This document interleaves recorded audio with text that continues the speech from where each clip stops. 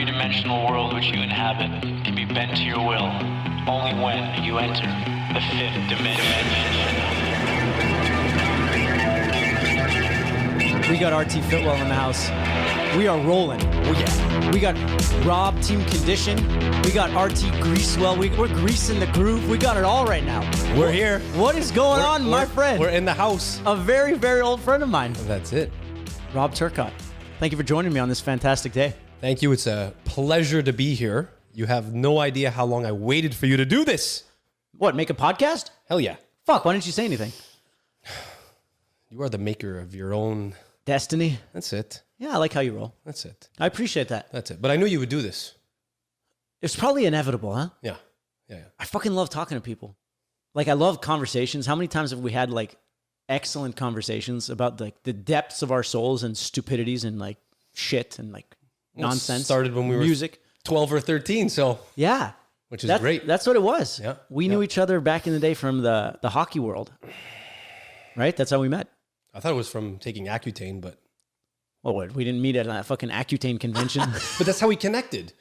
We really connected when we had like the shit going on. No, we connected when it was all these pills, you know, to clear up our face. And I think that was like a pillar of like something that we had in common. Yeah. But I think we like music. I think I remember in tryouts or something, I flew down. You know, it was a tryout. You were a goalie, still a goalie, but you're also a player. And I was coming down and I took a slap shot and I fucking scored on you, okay? Top cheese in front of everyone. Beauty. And then what'd you tell me? You told me it was a slice. That's what you told me. You told me I fucking sliced that. I said, I don't care about slice. I scored on you, bitch. Can't believe you remember that. That's awesome. I do remember That's amazing. I do remember, because then I had to learn, because if like my slap shot when I was 13 years old was being judged as a slice, I needed to learn how to fucking... So 20 years later, I learned how to take a proper slap shot. The clapper. The clapper. Top cheese clapper every time. I haven't seen this one yet. No. I've heard about it. Yo, it's sick. Yeah. It's sick. You got to talk to Jim Colella. And we're going to get him on the pod one day. That'd be nice. Absolutely. We'll have to. Yeah, but yeah, going back for sure, you know, connecting through music, through obviously hockey, and, you know, a lot of commonalities that we've seen over the years, and kind of went on our own paths, and then kind of came back and realized that there was so much that were kind of in parallel, which is cool. Which is crazy, because at a young age, when you're on a hockey team and then you have like your friends over and you're just shooting the shit, or I found out, you know, you really love Nirvana, Lake of Fire. Like, you used to lose it on that song. And we were, I don't know, two dudes, I guess, kind of introverted, kind of whatever, who were into sports, obviously, and who really liked music. But at that age, when you're young, you don't think, oh yeah, we have all these common, common themes in our personalities because of this. You don't think about that. You're just like, oh, yeah, Rob's a cool guy. Rob's on Accutane too, because he has fucking acne, and I have acne, and we need to stop looking like fucking pepperoni. Yeah, Mish can actually play guitar. Yeah, I can play guitar. And I couldn't play an instrument, so it was just nice to hear you do it, and, you know, live, you know. Because I had a little Marshall amp, my little Fender, and I would play for you. And then it progressed to that beautiful Les Paul that you got. Yeah. I remember that. That's why I started working. Because my dad was like, I told him, I was like, looking, I'm like, I want a guitar. He's like, okay, which one? And I point to a gold top Gibson Les Paul. It was like $3,000. He's like, yeah, you can get it. I'm like, really? Because I never asked for shit when I was a kid. And he's like, yeah, sure. All you have to do is go earn that much money, and I'll buy it for you. I was like, what? And so that's when I started working at the factory. Started making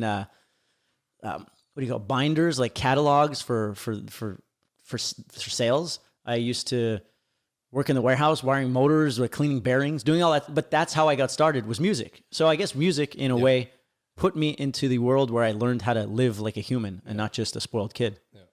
But that's how it started. We even had a summer job there together. We were working together. It was my first job. That was your first job? That was my first job. Shit. Working with my dad, home renovations and going on site with him and helping him out. But my first job was actually from your father, and working in the shop, putting the garage door motors together, getting on the assembly line with Kumar and all the boys. Yeah, all the boys. Like so many different cultures and so many spices in that blend. It was I used to go and play soccer on Friday nights with Antonio, Alistair. Yeah. Those guys are beauties. I grew up with those guys, and I think they were, like, in terms of my personality now, like a valuable thing to grow up with like such a wide array of different people. For sure. And I think that's a gift. It's a good blend. Definitely a good blend. Yeah. Definitely a good blend. Yeah. And then we go play hockey, and we play hockey with people who were kind of in their own bubbles their entire lives. And so maybe that's why we saw things differently too. Like you went on the job with your dad, you saw things, you like immersed yourself with other people, not by choice. It's like we didn't choose this path. It just like chose us. It's the road that we embarked on. That's it. A lot of growth. But like you were saying, like you would come over and I was like playing guitar because I was like super introverted and I didn't really go out much and I didn't do that stuff. But so while I could play music, you were a ladies' man at a young age, my friend. You know, you like, yeah. You know, I would play guitar and then you'd tell me stories of all the cool stuff you were doing that I was only fucking thinking about. You know what I mean? A couple of them. Correct me if my memory is wrong, but no fucking way it is. Yeah. No, it was great. It was a lot of fun. And then we came back years later and pretty much realized that we had like our paths, although it's not like we had a falling out and separated. It's just like you went to school somewhere, I went to school somewhere, hockey ended, and we went on with our lives. But we re-emerged almost at a similar point where we were maybe transitioning out of a party lifestyle back into 100%. You know, we were finding ourselves or had started to find ourselves, got back into like fitness and understand like the importance of like a clear mind. And it was early days, but we were starting to figure that out. And I was just fed up with myself and all the drinking and all that shit. And you invited me to your courses, to your classes, those Friday classes. Yeah. That's what started Friday night. The Friday with a great crew, another diverse crew of people. Yeah. And that's what got me really back into the groove. Into the grease. So greasing the groove again. Yeah, We're always greasing the groove though. Always greasing the groove. But it's funny, like algorithmically, we've been on a like very similar path. If you were to look at the variables or the formula that we've been following, very similar, you and I. Yeah. And that's so cool. And I think that's why we get each other. So like as a kid, you don't think about that stuff, but as you get older, it's like, fuck, what are the commonalities? What is in our upbringing that made us like that? Sure, we grew up in the same neighborhood. We didn't go to the same school. No. Was the family dynamic? Were there common denominator? Who the fuck knows? We can't ever know. I don't think we'll ever know, but there's so much there that we could look back and kind of see and draw, you know, those parallels together and kind of look at them and say, you know, it was destined, you know, for you to be where you are, for me to be where I am. And we can look back and see that every time that there's something happening on your side, there's that same thing happening on my side, maybe just a little bit differently.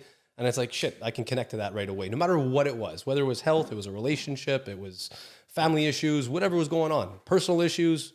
And that's great. You know, it's always to come back and know that you're kind of not alone, you know, and it's always like, wow. Yeah. And every time there was a conversation, it was like you said, same formula, different variables, but like we're totally able to relate with each other. And so why don't you talk us through when, I don't know, I guess at that point, when was that, like 5, 6, 7 years ago? Or 5 years ago, let's say? Could be even more, yeah. 6, 7 years. 6. When I started to, because it's not like one day I was like partying on the road and like selling, and then I was like, oh no, now I'm going to be a pillar of health and discipline, and I'm going to do keto, and I'm going to fast for fucking 4 days. It was you caught me at the beginning of that. And so now I'm on a descent into moderation and having a toolbox rather than being a rigid machine. Yeah. So now I can choose my times. 100%. And it came back with you. If you look at it, you came to see me, and what did I do? I kind of looked at you and said, look, let's work on your alignment, your structure of your body. And if you think about that, that just aligns everything else after, laying that foundation. Right? Totally. And that's what it's still what we're working on now. But you're always trying to refine the structure and get it stronger in the foundation, right? And so body, mind, whatever, you know? So do you think that like literally the structure of your body, like let's say my core is my weak point in my body. As you train me, you're developing my core because like I'm not a big guy, but I can lift despite my size, but you want to work on my core because that's my balance is off. Things are like everything suffers because of my core. And as a person, I've always lacked balance. Like I'm extreme one side, extreme the other side, but there's no balance that holds me together. And I'm starting to want to develop it because it's a tumultuous life, you know? So do you think my body represents that? I think so. I think there's something to look at. And, you know, as we're discussing right now, sometimes I haven't even thought about this before, but you could look at it and we can say right now that could be true, you know? And we could say like, if as the core becomes stronger, everything else in your life becomes stronger too. You're more balanced throughout certain things that you're doing in your life. And, you know, just like you said, you never had that stability, you know, and it was always like, you know, doing a couple things. And now you're really finding a nice foundation with the things that you're doing, your music, your this, your that. And same thing, you know, your nutrition and finding a nice battle rhythm. Yeah. Rather than like crazy extremes that average out in the long run, but in a very unsavory way, like in a very tough way. Yeah. So let's say you look at your, let's say your body composition or your muscle strength or weaknesses. Can you find something in, let's say your, I guess your build or your makeup that could kind of project into the way you live your life? Because, you know, I'm thinking about it with me, like, Yeah. it might be hard to do it, like to think about it for yourself. Yeah. For myself, it is a tough question, you know, and, you know, kind of going back to injuries that I've had, you know, going back to like my back, right? You know, injuring a couple discs in my back and then wondering, okay, well, why did I get injured there? You know, and how did I get injured there? You know, and that movement that I did, was it a movement? Was it just a buildup of things? And then it goes back to, if I don't train now, my back starts to hurt. So having that training component right now for myself and doing, you know, certain strength lifts strengthens my back and also strengthens things around me. And if I don't train, then other things around me, you know, become, you know, not as strong, let's say, not as stable. So training, not as confident with certain things, you know, and there's that, you know, vulnerability factor, you know, where now I could be more vulnerable with myself and look into certain things that are, you know, wherever I'm at in my life, you know, and look at things, relationships, whatever it is, or things from the past, and allow myself to be vulnerable to get stronger and to be able to grow, versus pretending like, oh yeah, I'm just going to go do this, go into the gym and get strong. But now I do these assistant exercises or whatever it is that help me become stronger with my back. And the same thing in life, right? You got to look, peel back things and allow yourself to look at things differently and be able to accept them. So that's very interesting, because what I'm getting from that is that, like, you hurt your back a couple of times. So the discs, that's been a sore spot, so to speak, for you. And is it because like you have a very strong will? In my opinion, you have like a hardcore discipline. Like if you want to do something, whether you've been drinking all night or not, if you said you're going to be up climbing a mountain at 6 a.m., you're there. Oh, I'm 100% there. So have the injuries maybe showed you that, you know what, maybe you might have this will that is unbelievable, but you're not invincible. No. You know, like, because you are naturally a beast. Like, look at you, fuck. I look like a, you look like a cigar and I look like a cigarillo next to you. You know what I mean? Like you are beastly. Like beastly. You coined that word, beastly, Rob Turk. And beastly. Well, little segue. Can you explain to the people of the Galactic Federation what it is that you do? Because I think like this would tie in nicely, and then we'll come back to that stuff. Yeah, so what do you do? So I'm a performance coach. Hell yeah. Coaching lifestyle, right? Is it a training component, a nutrition component, lifestyle component, right? So just helping people develop growth in their life. And it could be from, you know, like I said, from the nutrition side to developing better habits, sleep habits, and looking at someone as a unique person and not putting them in a category, right? Everyone is different. We all have a different makeup. We all came from a different upbringing. Once again, going back to injuries, to, you know, nutrition and early life dramas, everything, you know, everything, you dramas, know? So traumas. looking at people from a unique perspective and just trying not to put them in some sort of, you know, classify them as this, a mesomorph, endomorph, ectomorph, or whatever. You're one of three one size fits all. Click the box. Here's your program. Here's your program. $79 a month. Here's your macros and here's your micros. Yeah. So And take your dose. So you take the approach as everyone is unique, and I guess you started from a more like, let's say, training. Like, I'm not sure if you started or developed more into the holistic full range. Started from full the balance. holistic side when I was 18, when I started working at Health Tree, Okay. right? And trying to clear up my asthmatic issue. I was born as an asthmatic.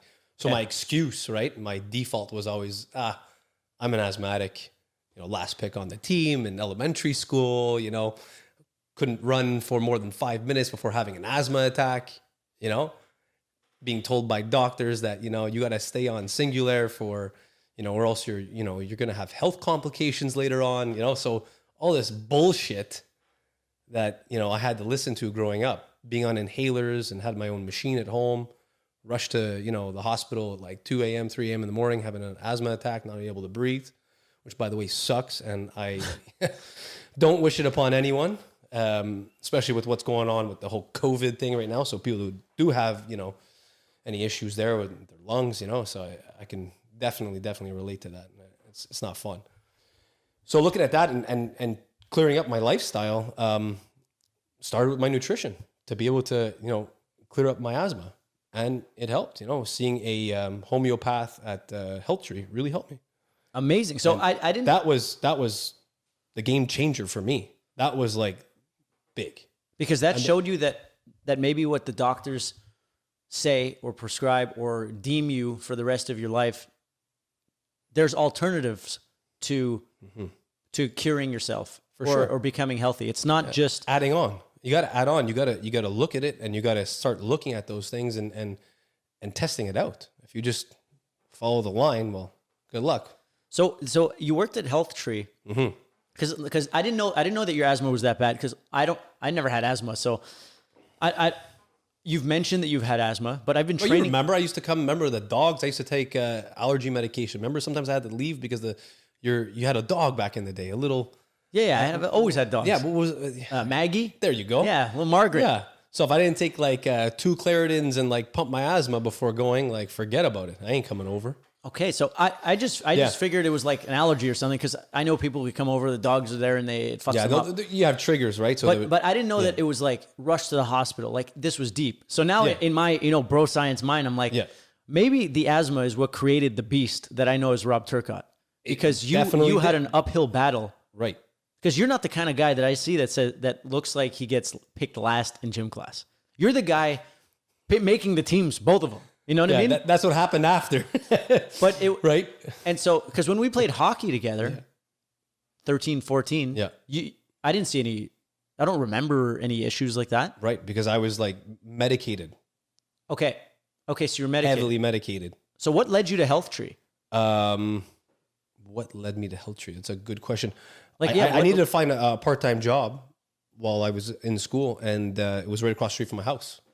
And Health Tree, I walked next to Real Bagel? Yeah, Yegel Bagel. Yegel Bagel. And Baton Rouge. Hey, West Island represent. There we go. Dollar des Remote. So it was actually Howard Gutman who got me in there. And Howie was an old friend from back in the day. He grew up, next to my place in the townhouses. And then later on, I met him as I think I walked in to Health Tree one day, and I saw him there, and he was working there, and he was like a supplements guru. And at the same time, he was a training beast at Monster and UFC fighting and getting into all that stuff. So he kind of took me under his wing and said, "Oh, I'll get you a job here." And then it was like major growth right there. Like he was awesome. And he was connected. He was, into music and everything like we were. So it was perfect. It was just another accelerator in my life where I learned so much, and him being, 5 or 6 years older than me, it was awesome. So kind of like an early life mentor in terms of the holistic health supplement training world. Yeah, he was a huge catalyst in that. Because I thought that you just went into training, and then by learning the training stuff, you developed this like holistic approach to like a balanced program of like, good sleep, good food, like all around balanced training. Because now training is a portion of what you do, but it's the total opposite. You were an asthmatic dude who was medicated through his teens and I guess childhood. Yeah. And you just needed a job. And through necessity, you went out into the ecosystem and boom, you landed at Health Tree. And I always love to think about the fifth dimension and like I didn't just land there. you didn't just look, the guy's name was Gutman. There you go. Okay? Howie. Howie Gutman. The gut, the fucking microbiome, the body, okay, that's just me going off the rails because this is the fifth dimension, right? So we can say whatever we want. That's it, bro. Yes. Love it. Carry on. Where do you want me to start? Well, what did you learn early on? Because you were a young guy. The first thing that I started doing was cutting out dairy products. Okay. And that started to clear up inflammation in my Gutman. Yeah. Thank you, Howie. Thank you, Howie. Hell yeah, Howie. Thank you, Health Tree. Shout out. And then it started going into, getting into reduced gluten and then trying out the vegan diet and getting into that type of eating, and did that for... This is like 15 years ago. Yeah. Holy shit. Like, you're way ahead of the curve here. Yeah. Because this only became like in vogue right. So I did 10 years ago. I did veganism for about 5 months. Okay. Was it to the T? I was 18, right? Yeah. So it was like 85%, Yeah. Beer's vegan, right? That's it. Yeah. Guinness is. At least it is now. Before it wasn't, because I had fish guts in it. So really? Now they took it out. Ah. Yeah, so now it's vegan. Okay. Well, I thought all beer was vegan, but I don't know shit. No. But I guess, but now there's no more.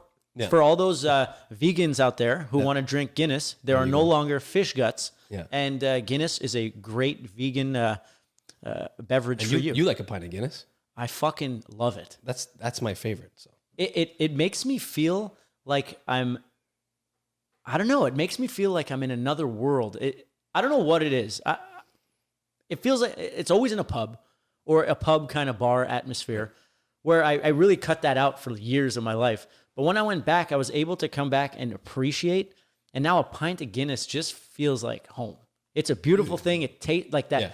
It's so smooth. And I'm by no means a beer connoisseur, aficionado. Right. I don't even drink that much. Yeah. I almost drink no beer. Yeah. But if, like, let's say we're going out, like we do once in a blue, I'll always have a Guinness. We're going to have a Guinness. It's That's it. A necessity. So no fish guts in Guinness. No fish guts. I love that. That's it. And, it was there that I really started my health journey. That was like the catalyst that started. Sure. So how did you feel, like, when you cut out dairy? Mm-hmm. What happened? Like, what was your day-to-day like? Did you have to, like, wake up 3 pumps? Like, I don't know. Like, walk me through it. What changed? Well, I took Singular. Okay. Which was a pill form to control, your asthma. And then I started cutting out Singular a couple years later. Probably by 23, I wasn't taking my pump anymore. I wasn't taking any Singular or any pills. But it took a good 2 years to really clear things up. And it was, anytime I did a physical activity, I'd have to take a pump before. And I was always on Singular. So it managed the flare-ups, right? Yeah. But obviously, I'd still have flare-ups if I had a trigger, such as going and going to someone's house that had dog or bad dust or the change in seasons, all those things would affect me, right?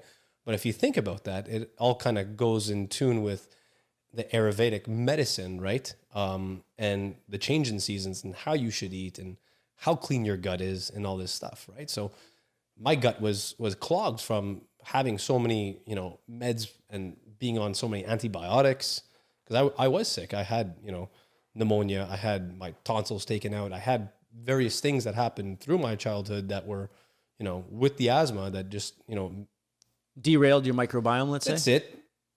Looking at it now, 100%. Yeah. And my gut was inflamed and had a lot of issues going on there. So I had to clean that up. Okay. And there was no real gut knowledge back then. Like, sure, like maybe like the ancient wisdom and stuff like that, but not any like mainstream, like today. Oh yeah. Cause now we can talk about, to certain people, your microbiome is out of whack. Yeah. You could get it tested. You could reduce gluten, this, for sure. But back then, and you're young, right? At this point in your life, you're like 18 years old. Yep. And psychologically, I'm sure you're so used to Singular or the pump or the combination as a crutch that even the idea of like you're reducing this food or that food or dairy or whatever must have been a stress too, because it's like you have to get off of something that you've been depending on that's been working, right? Yep. So And that's been a struggle, with a lot of things, and it's like letting go of certain things to be able to progress, right? And to grow. Because you have to have faith, right? You have to 100%. because there's no But you got to take, there's no perfect tip off point. no, and you got to take a little bit of risk too, right? You have to. And that was awesome, to be able to do that and conquer it and go back to the doctor and tell her that I was stopping Singular and and at the same time she wanted to put me on blood pressure medication like beforehand. Really? Yeah. This was, around 20 years old too, and I said What no. was the purpose of that? Because my blood pressure was high. And was that a result of like, I don't know. I guess all the other things? I have no idea at that point, What's your blood pressure like now? Fine. Good. I love that. Perfect now. I love that. But before it wasn't at 18 to 20 years old. So you can imagine like, okay, well, what was going on then, and then it was cutting out. That's where I kind of experimented with the vegan diet, cutting out red meat. So and all that stuff. How'd that go for you? That was good. That was good. It was good. But I felt drained after 5 months after that. But my blood pressure came down. Okay. Yeah. 120 over 80. It was good, versus like 140 over like 95. Okay. Which I take it is not good. Hypertension, like stage 2. Okay. This is like, you can have a heart attack. So when you were 20 and the doctor said they want to put you on Blood pressure meds. Right. What's your reaction? Like, what do you do? Hell no. That's what I said. There's no way. Hell no. I'll fix it. Okay. And I'll fix it. And do you think like that knowledge that you gained from 18 to 20, that exposure to Mr. Gutman at Health Treat, do you think the whole crew there? You think the whole crew there? Yeah. You think without that exposure and them showing you a world that you didn't know existed beforehand, you could have replied to the doctor at 20 years old the same way? Or would you just have been like, oh, okay. I don't know. Like, we don't know. I don't know any other way, so I can't say, but I feel that I was destined to be here to be able to do something different, and that wouldn't be saying okay to the doctor. I would have found an alternative way. I would have reached out because I wanted to get better. I wanted to get off stuff because I knew it wasn't the way. Okay, you knew deep down. Intuitively, I knew it wasn't the way. Fair enough. Right? Fair enough. Intuition. Got to follow it. Yeah, it's hard, man. But cleaning up your gut, it helps. It helps. Fuck yeah, it helps. Everyone that's listening. Yeah. That's it. Well, what do you think that logo is on your arm right there? So if you put it in the camera, you see that big circle? Get it in there. That represents the gut, my friend. There we go. And the small circle is the brain. Mm-hmm. The gut is much bigger and much smarter than the brain. We're born from the gut, no? And I think so. Don't you know that? Well, we're born from our anus. Are we? We are. I remember researching that, and it said no. Well, if you look at it, like the fascia, everything stems from there. So if anything, fascia envelopes everything in the body. So we're kind of pushed out from that region. Yeah, in a sense. All right. Well, we don't. We'd have to research that. But I remember saying it wasn't as clear cut because I was like, how cool is that if we're like born from our asshole? Like if we we start as an asshole and then everything just comes after. It's like, you're an ass. I'm like, yeah. Yeah, we all are. We all are. But that's the idea of the whole time travel thing is that the gut and the brain, the way I understand it, I see the gut as the microbiome. I see it as the subconscious mind. I see it as everything that we can't see that exists and we don't understand. If we can somehow the way I understand it is like our environment, whether it's our food, the people, the places we hang in, the stuff we watch, the stuff we eat, these innately are absorbed by us and they become us. And they are the baseline of the rest of us. So unless we can, in our brain or with our discipline or whatever we want to do, think that we can cure it all with our brain. But if you can understand that we are just the product of everything around us, if we can adjust everything around us, then now the subconscious illusion is now doing our bidding instead of us being an autopilot doing its bidding. Totally. And essentially it's just autopilot. We want to get out of autopilot. Right. Sometimes I like to be an autopilot, but that's just my understanding. And it's fine. And it helps. It's fine to be an autopilot sometimes. But one that's almost according to your plan. 100%. Right? Not just a random autopilot that you were born into. No. Like you want to create your own, because fighting every day and discipline and using it like crazy. Like imagine you had to find a new place to train people or new people to train every single day. That would be a disaster. 100%. So the fact that you book things and you have all these clients and all this stuff is autopilot. You don't have to like, rethink your strategy every day. It's not like you're in a new, No. right? So it's a autopilot based on what you want to do.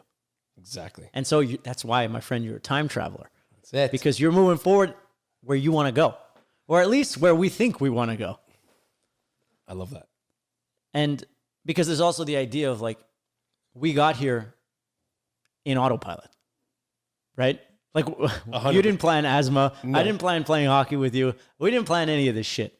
And like you, I was heavily medicated as a kid. I had like scarlet fever. I had whooping cough.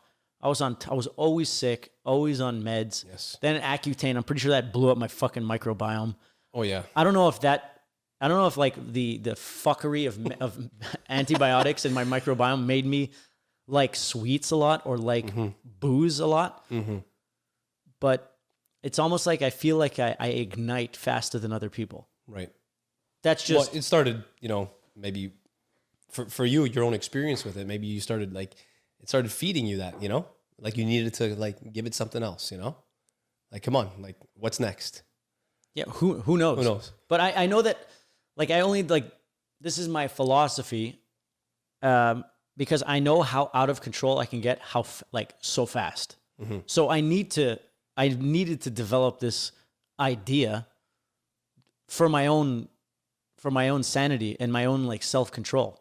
Like this, even if everything I'm saying is scientifically completely bogus, which I don't think it is, it's a tool for me to use to control my own self. And I think that other people can benefit from it too. Because I think that's how our machine works. And so take me back now. We're still on your healing gut journey. And let's talk about this. You had asthma. And nowhere in any asthma thing does the gut have anything to do with it in the science back in the day, right? The doctor would never say, No. "Oh, you have asthma. Maybe you should regulate your gut and Not here. not here." Well, Not here, right? Like yeah. Not in Montreal. Yeah. Not in, Well, I and just to like not backtrack, but sidetrack a sec. It's not like what we're saying is doctors are idiots. Like that's not what we're saying. Not at all. But the It's like science we're wasn't there. The science wasn't there. Totally, and The science wasn't here for us. exactly. It was early days. It might have been available to other people, but we weren't aware of it. Because now going back, there was, Bernard Jensen, I believe his name is, and I'd look back at his material now and it goes back into like the early 80s, and he was talking about this stuff, talking about colonics and getting, rid of and cleaning up the gut and all this stuff to clean disease, clear it out of the body. Yeah, but through the gut. Totally. It's like some information is like wrong place, wrong time. Like, For sure. Like the people in the 80s couldn't go Google it, right? They couldn't, like, too many barriers. No one's gonna go in an encyclopedia or find out about this guy. There was no Joe Rogan podcast they can go on. There was, right? So we were kind of in a Goldilocks zone where the internet was happening. We could go research if we wanted to. So we're lucky in that. It's not like we're smarter than our parents or our grandparents. We just, if they were in our place, they probably would have done the same things just because of the resources that we have. Yep. So keep going on your health journey, my friend. Health journey. Yeah, this is great. This is important for people to hear that there's alternative sources of healing, but you have to take responsibility for yourself. 100%. Got to create that choice, make it available to you. And so clearing up my gut was huge, and getting off medication and still off it today.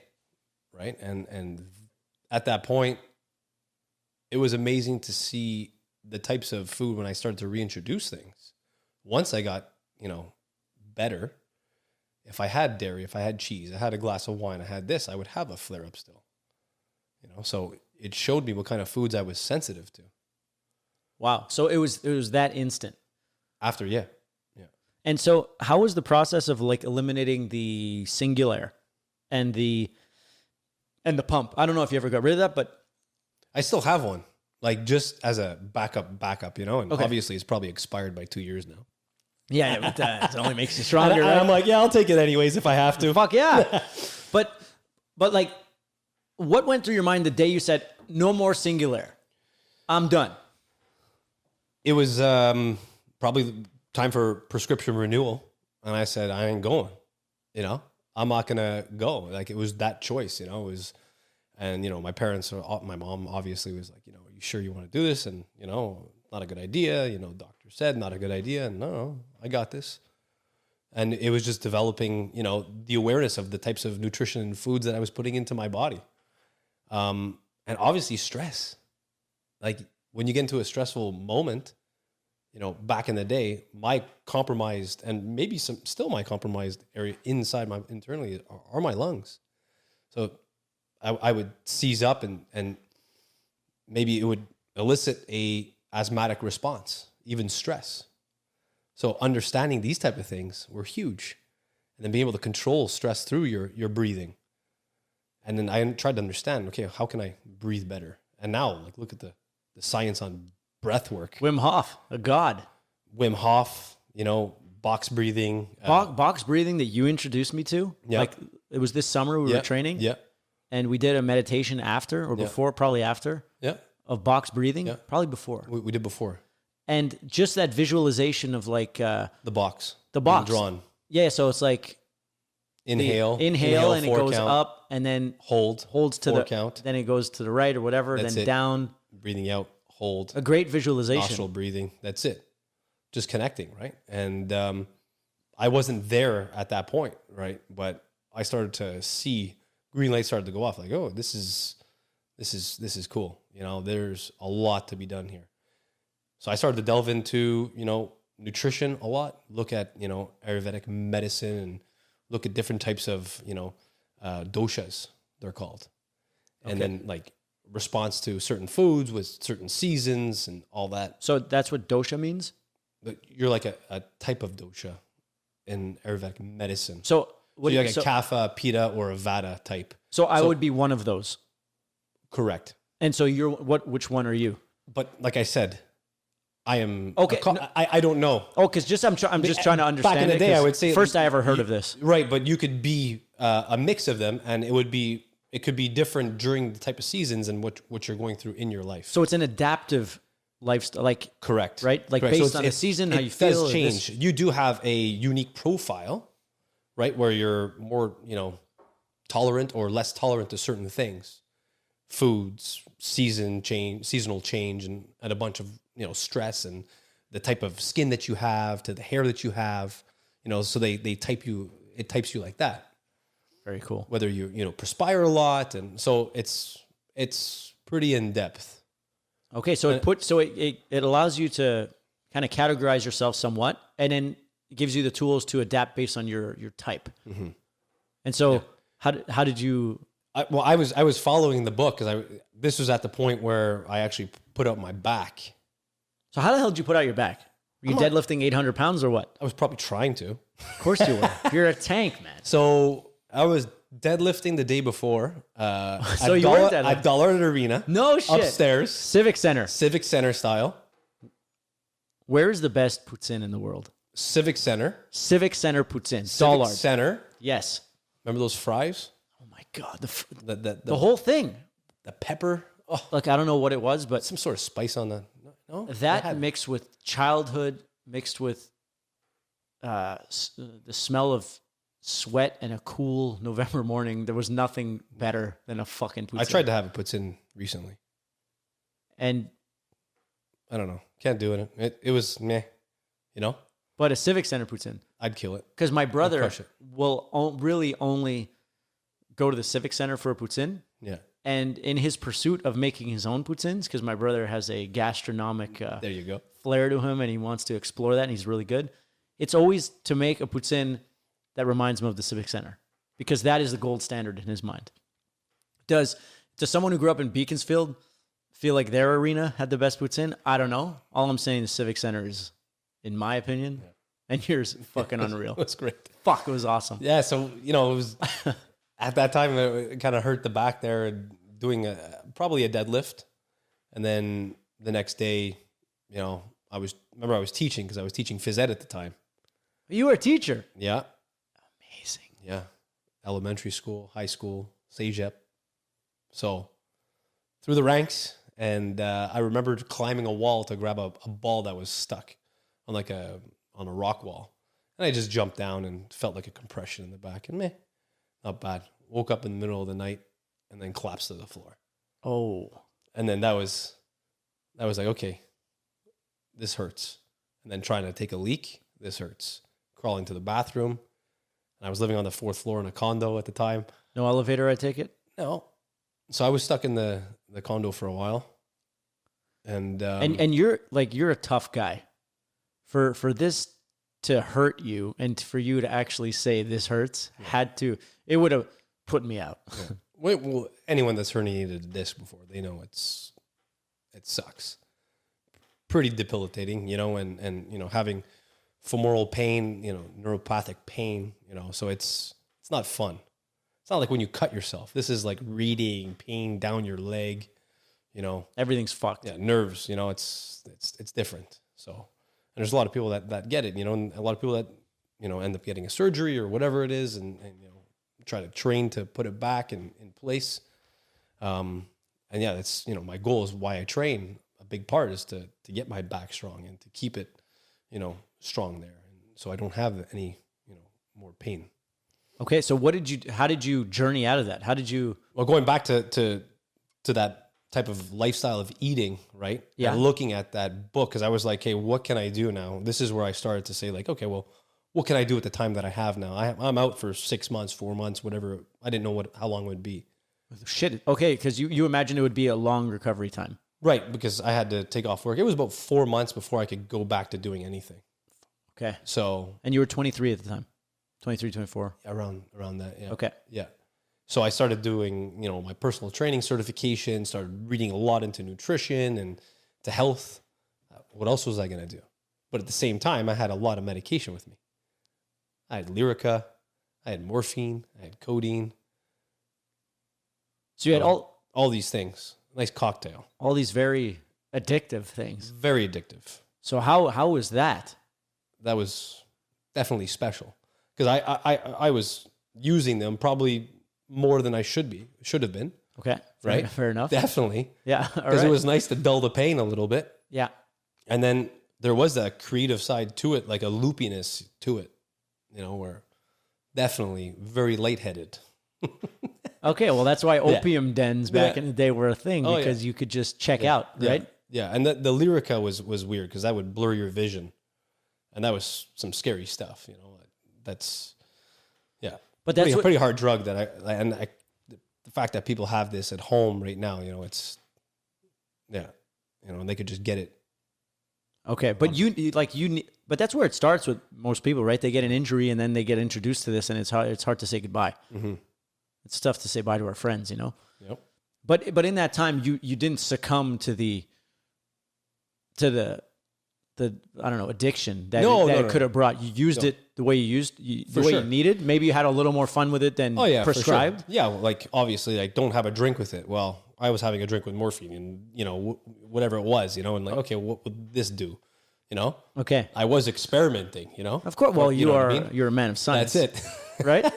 So oh no pain. Oh great, don't feel anything, and then it's like okay, and then you start to train, and I started to train myself. I started to look at osteopaths. I started to look at other ways of, fixing my body at that time through the nutrition, through everything. And, it was at that time where I'm like, hey, this is, what I need to do and keep following this course. I felt that connection to fixing my body. Right. And at the same time, I was looking at, how can I help other people too? And that was where that kind of evolved from. So this is yet another case of your Delta card, a shit card, and in that you learn something that helps you that now you can share with other people. Mm-hmm. So all these experiences and hardships throughout your life gave you opportunities to learn stuff that most people will never learn because they never under that specific kind of stress, whether it be asthma or whether it be back pain or whether it be whatever. And you used it to learn, get certifications, do all this stuff, and then out the butterfly emerges. Yeah, but it was a process, and I'm sure, and it's not always. Yeah. It's not like it sounds so pretty, like so pretty and beautiful. No, it's like your question, probably your fucking life every day. Oh. What the fuck am I doing? But even after that, even after when I came out of that, it was like, is this what I really want to do? And there's always those questions that you end up asking yourself. Do we ever really know? Yeah. Do we ever really know what we want to do? It's It's like, what can I do? It's like, not what do I want to do? What can I actually consistently do? That's what I'm trying to figure out. Are you having fun with what you're doing? Yes, I am. Look what we're doing, man. Isn't this amazing? Yeah. Does this feel like a lockdown? No. There you go. Other people, their perspective is this is a lockdown. Life is shit. Right now, everything's been taken away from me. Yeah. Right? I'm going to work. Even when I wasn't going to work, I was at home and I was doing things online. Yeah, it was a transition. It was tough, but I'm still doing what I love to do. You know? Are you enjoying what you're doing? You know? Are you surrounded by the people that you want to be surrounded by? Right? Like the fact that we were in a lockdown, I saw it a great time. Yeah, you don't see your friends so much. Okay. It'll come back. You know, all this stuff. Yeah, you don't see him as much. No. You don't. You have more opportunity to focus on you. Yeah, you're not as wasteful. You know? There you go. Like when I was in LA, like over the last year and a half, just going back and forth, like I was on a wave. Mm-hmm. But when you're on a wave, you're not really thinking about anything other than riding that wave. Mm-hmm. But when it was time to come home, I got to think about things and reconsider how I was spending my time and my money. And I was able to reconfigure myself. And like I said, I've said in the other podcast, I got this place because I didn't want to stay home all day. I love writing music and I love coming up with ideas and stuff, but I also love interactions. And so I needed a place to, first of all, leave home, work with someone else. And we were able to figure that out. Maybe it was illegal. I don't know, but fuck it. We did it. And here we are. And it led to starting the podcast. And I think the podcast is an amazing way to not only, obviously selfishly, because I love to have conversations, do that, but it's showcase amazing people that are in my life who are epic and who otherwise wouldn't be seen by the world, right? Like I always, since for years and years, I'm like, oh, you should start a podcast or you should do these videos. You should do this. But really, I was just projecting what I needed to do. That's it. What I needed to fucking do. That's why. And now I'm here and like, I want to continue to do this. I've chosen a path in life that is absolutely, there's no real plan. There's no like, if you do this for 3 years, this will happen and you'll make this much. I have no idea. No plotted course. No, I'm going on pure good vibes. I have afforded myself the ability to have this freedom here by luck of the Irish. And I think that if I just continue to do this and continue to have amazing people on and continue to bring these stories to people, I don't know. I think I'm going to be having fun. My guests will be having fun. And I think the people watching it having a lot of fun. Will have fun. They'll learn it and they'll be greasing the groove, as you would say. They're the groove. Like they're in the vibe. That's why I think podcasts are so great because you immerse yourself. It's like you're sitting at the table with the people, right? Like when I watch any podcast, I watch a shitload of Rogan. Obviously, look at the setup and look how we're doing it. Look at my haircut. Fuck, you even look like Joe Rogan in 1996. That's insane. But long story short, there's no real plan other than I know it will lead me places. Mm-hmm. I know that I'll be able to reach out to people that I never would have reached out to. It gets me out of my box. Well, you have the space to. You've set up so you have the space to, right? If you had all other stuff and distractions, you wouldn't have the space and opportunity to allow that. Yeah, and now that I've gotten the machine going, because it's a commitment thing, and I've always had commitment problem. Always. Like I never wanted to commit to anything. Like I did every time I did make a commitment, like in my company when I was running it, I committed to wanting to make it better. I never had the intention of selling it. But it led me to a path where it just happened to sell itself, really. Which was great, but it's like whatever you commit to leads you somewhere that you don't think. But you can only get to where you need to go that you don't know what it is if you commit to going in a certain direction, right? Yep. And so starting this thing is like starting the machine. Like I'm going to get it started now, and now I have to keep putting coal in it, in that fucking train. I got to keep going. So it's just going to keep going because I committed to doing it. Mm-hmm. 6 months ago, my producer in LA was like, oh, you should start a podcast. And I'm like, no, man, I'm not going to do a podcast. Fuck. Plan things and set up every week. I don't want to be held down. That's classic me. I never want to be held down. But now through this fucking pandemic, it's opened my eyes to say, well, bro, you got nothing else to do. So you might as well do it. And all the other things that you were doing seem what now? Well, they're all still rolling. Yeah, but like if there was no pandemic, all those things that you would have been doing instead of being here and doing what you're doing right now would have just been chasing my tail. There you go. Just chasing my tail. This is a big thing for people, right? Having the opportunity right now to look at themselves and look at their life and look at, what is their purpose? What is their, passion? What are they passionate about? Because they have the time now. Yeah. What are you doing with the time you have? Are you learning something? Are you sharing something? Are you growing? I think it's a time for mass growth. Because like, let's say all the learning that you experience and all the next levels. So you need another coffee. I love coffee. You had 9 coffees today. No, you went low today. Low today. I know I was on the show. Yeah, you knew earlier. The show. Yeah, the show. That's what it is.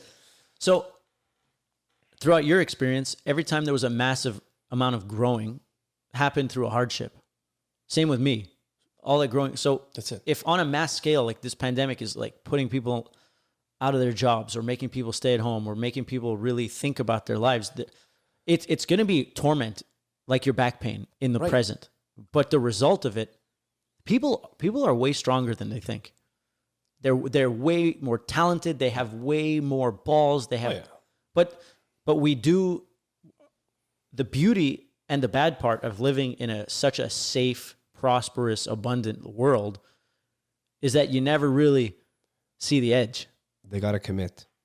But now, like, they have no choice. Like, you didn't learn about all your stuff because you're just like, oh, this would be a good idea. They got to commit to making the choice. Yeah, but I think the stages of contemplating it, right? Yeah. Sometimes they'll think it, right? But they won't make the choice to actually do it. But I think now people are being pushed to action because they have no choice. A lot more, 100%. It's a survival. It's like, do or die. But that's a beautiful thing because it shows you your true colors. Yes. And so it's like a fasting period where the weak cells, and I'm not saying the weak people, I'm saying the weak cells within the people are dying off because the strong ones are learning to prosper. And they're going to get that confidence and that clarity to be able to push to their next level. And I think it's going to be a mass growth, awakening, whatever, for people to see what they really got. Yeah, and there's a couple of things that I personally think that people need to be thinking about how they choose to bring it into their life right now, is that when they are at home, which is, I don't know how much of the population is, but a lot, right? Second waves happening in Europe and here, and people are at home. What are they consuming at home, right? I'm talking about consumption. Yeah. Which... because you are what you... consume. Yes. Right? So from, television to, the type of food to the conversations you're having to... whatever it is, all that stuff, which is affecting the gut, the subconscious mind, your true motivator. Right. 95% so if the consumption is shit, the output will be shit. The choice won't happen. You won't be able to commit to that choice. So there has to be some sort of or rock bottom or something to really happen where people are going to be like, yeah, and if not, it's like it is what it is. Yeah, it's not everyone's going to hit that rock bottom. Like the people who are starting businesses now, it's because they're put in a position where if they don't do that, they're done. Right? So it's like, if people are not rising to the occasion, it means things are not bad enough. Right?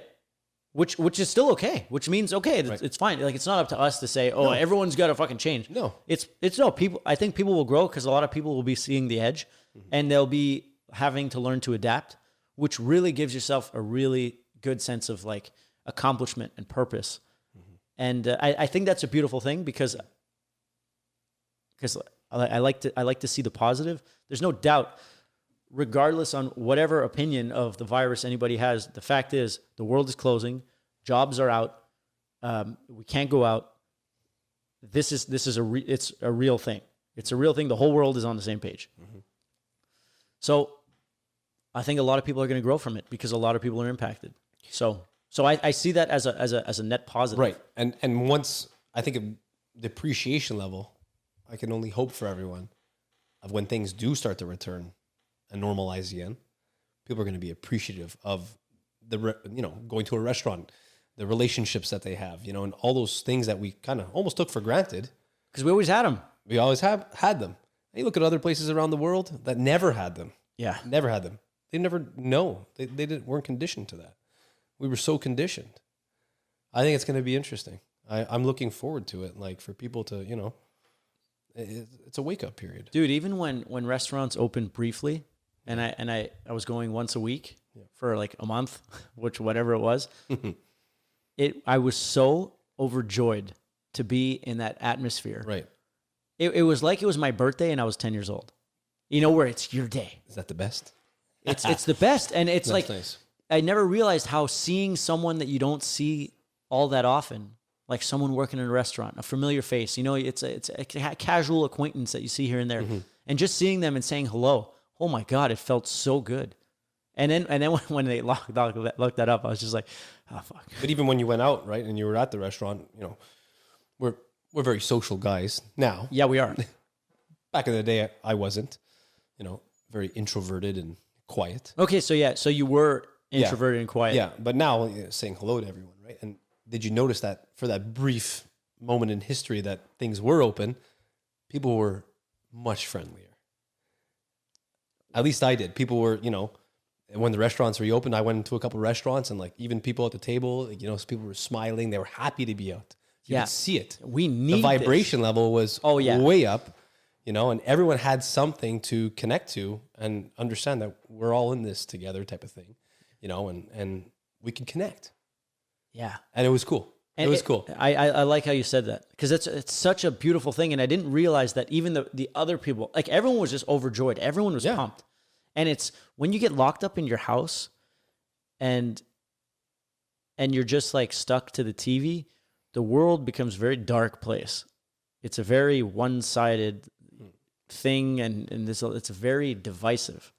So I think that's why like politically the world's like in like crazy place because people aren't doing the normal thing of going out and seeing how lovely people of other beliefs are. You know, like when you're just rolling around the park and there's like a whole bunch of different religions or races or this or political whatever. Everyone's just enjoying the park like nice people. But when you're alone and you're watching that TV and you're just receiving that feed and that TV is just giving you a frequency of trash. I don't care what you're watching. Too much TV is trash vibes. And the world becomes this like real dark place because the machine, our body, in my opinion, wants more of what you give it.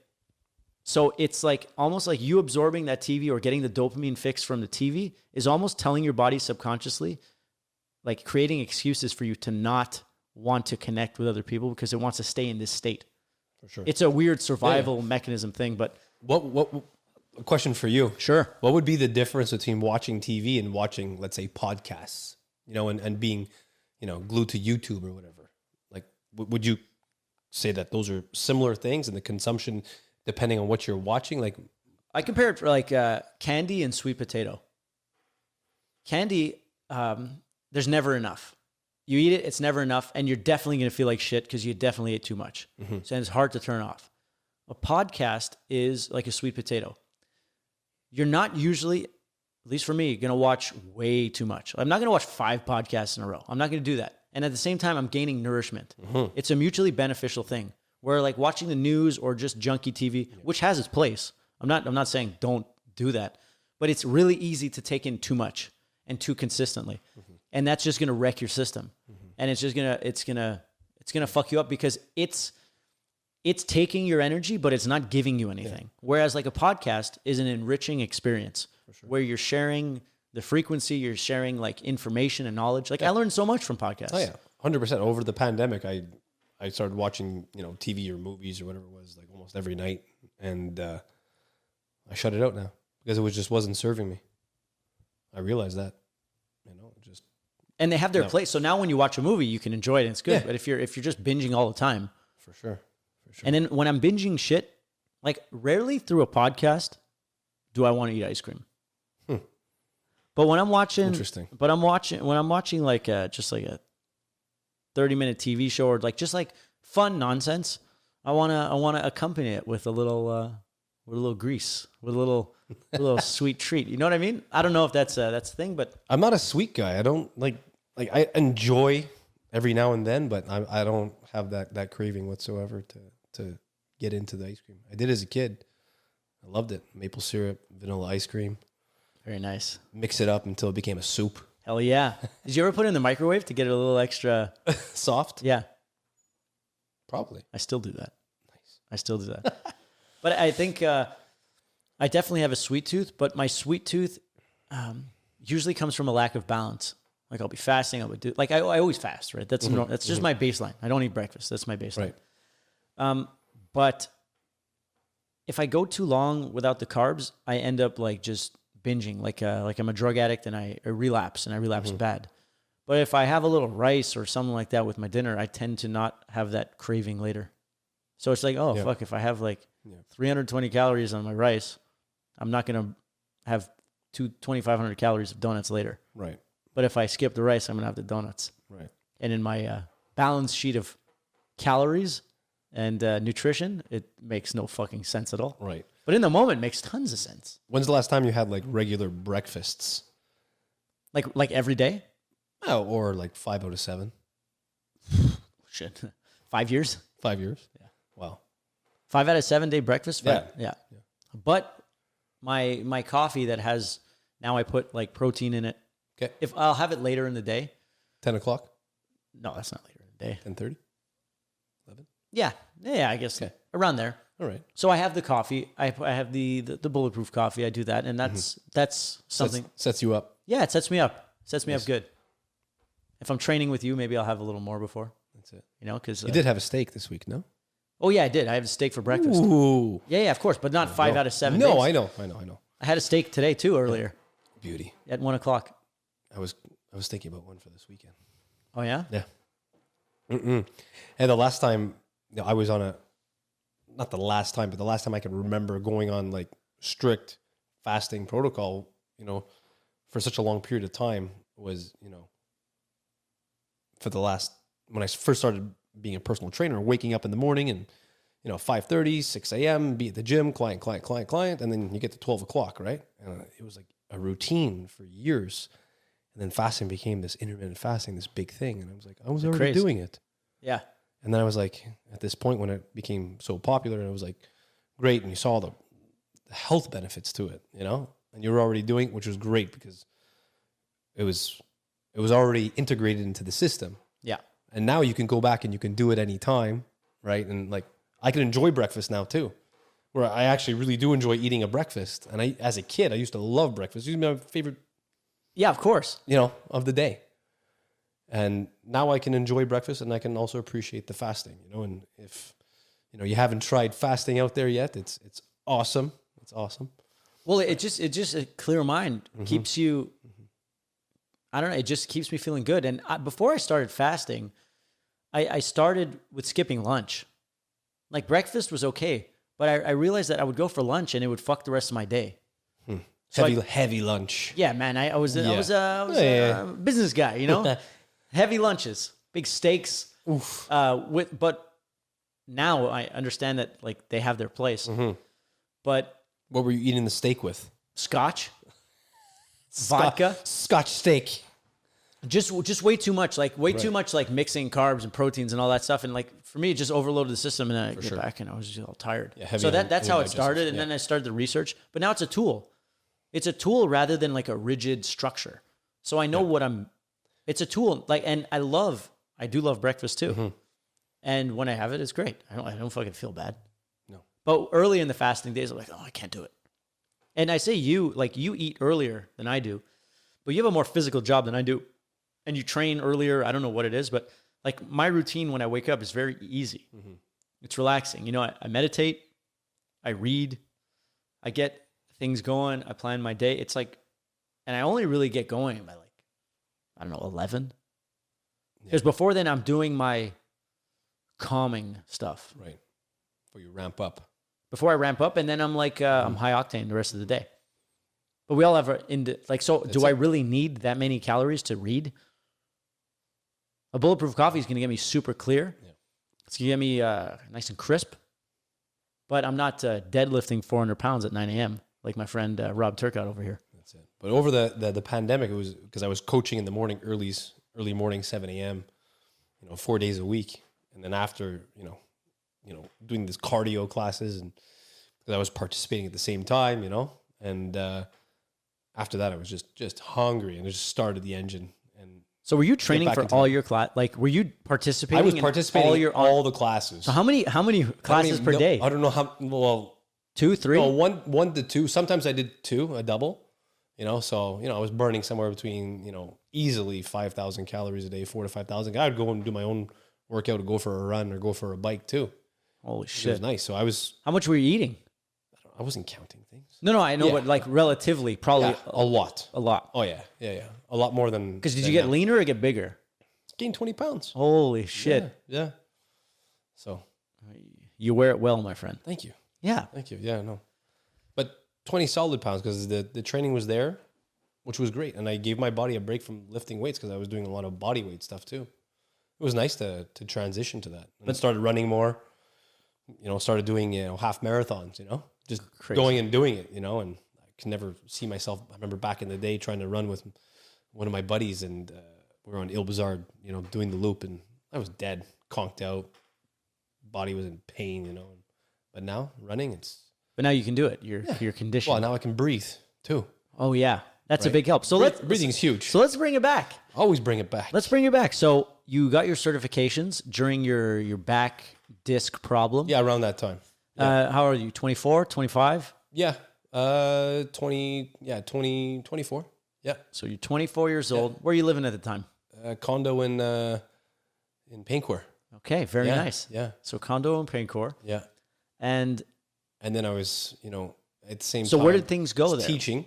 Okay, so you were still a teacher, I was or you went teaching. back to your teaching job, or what? Yeah, I was teaching at the time at Because you had four elementary or school. 5 months off, right? Yeah. From your back. Yeah. So did you go right back to school after that? I did go back. Yeah. Cool. Yeah. And how long did that last? What marked the transition from your school teaching to independent the training? independent motherfucker? Ooh. All right. So How the hell did that happen? elementary, and then after elementary, I started. I got a job doing some part-time training at a place called Muscle Up in Baie-d'Urfé, and so I started to build up a little clientele there. So was that part-time? Part-time. I was teaching, and then Yeah. I got another couple clients at another gym. So now it's two gyms. in Vaudreuil called Physical Park. Hey, Physical Park. There you go. Our Remember good when friends? you came to the class that one Jules? time? You showed up in the class. Did I throw up? You puked, bro. Oh, yes. jammed it. I always gave it my all, though. I know. Oh, I came in. I think it was like just past the warm up, and I saw you run up the stairs. Like, oh shit. Yeah, I was fucking out of shape. Yeah. Out of shape. And Physical Park, Schulz. Yeah. Schulz and Mills. I know Schulz. Well, actually, I know both of them, but I know Schulz more. But they're transitioning into a new venture, I guess. That's it. It's the end of this Physical Park chapter because things have changed during this exactly. this thing. But great times at that place. Yeah. Great times with those people. Yeah. Amazing, and they brought us back together. Yes. They brought us back together because that's where I saw you again. We saw each other initially. Yeah, that was years before. Years before you came before to see I me. fully Yeah. embarked That's it. back. Yeah. Yeah. I trained with you once for 10 minutes. I threw up and I didn't see you for 2 years. That's it. Okay, so you started to get clients in different pockets. That's it. And different then gyms. Il Perot, there's another gym. I was doing some spinning classes, and I got into there, and then teaching evolved to going into high school, and high school was not a great fit. It was a little nuts, and as you can imagine.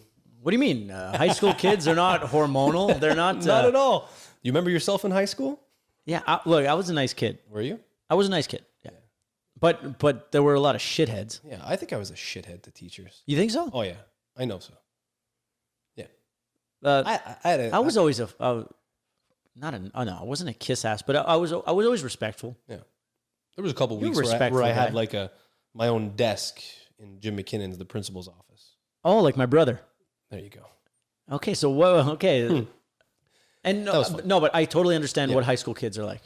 So then from there, I applied to a CEGEP position of phys ed teacher at Dawson CEGEP. Okay, so what is CEGEP for the people listening outside of Quebec? Yeah, pre-university. Okay, so it's like a 2 years, pre-college? kind of getting people to grease the groove in certain areas of their life and see if it's for them. Almost like a taster, it's a tasting menu at the restaurant.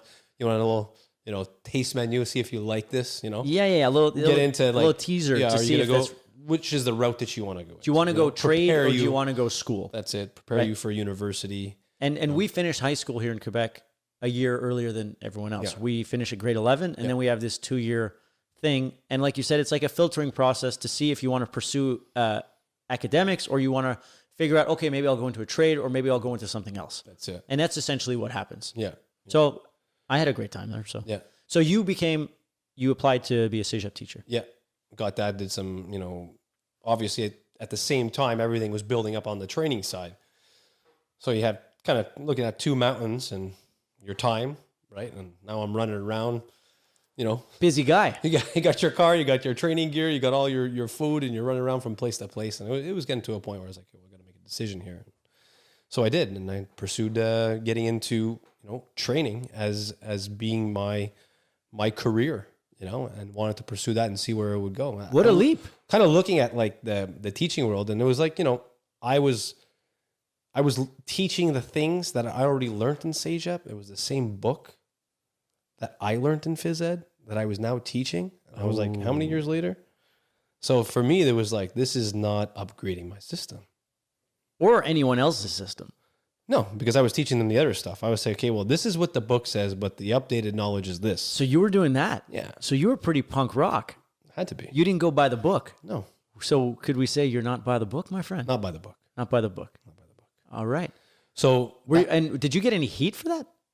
Were you allowed to just do whatever you wanted, or did they leave like phys ed teachers do whatever they want? I was still respectful of the curriculum that was being taught, Yeah. right? But I still wanted to give everyone the updated version to upgrade them. Of course. Why not? Why would you hold on to it? No, I get it. Share, lead, grow, And you lead by example. That's it. So, and that was fun. CEGEP was a great experience. And everyone's like, oh, you're 6 months a year, you get to work and you get to do whatever you want for the rest of the 6 months, 6 months as a teacher, right?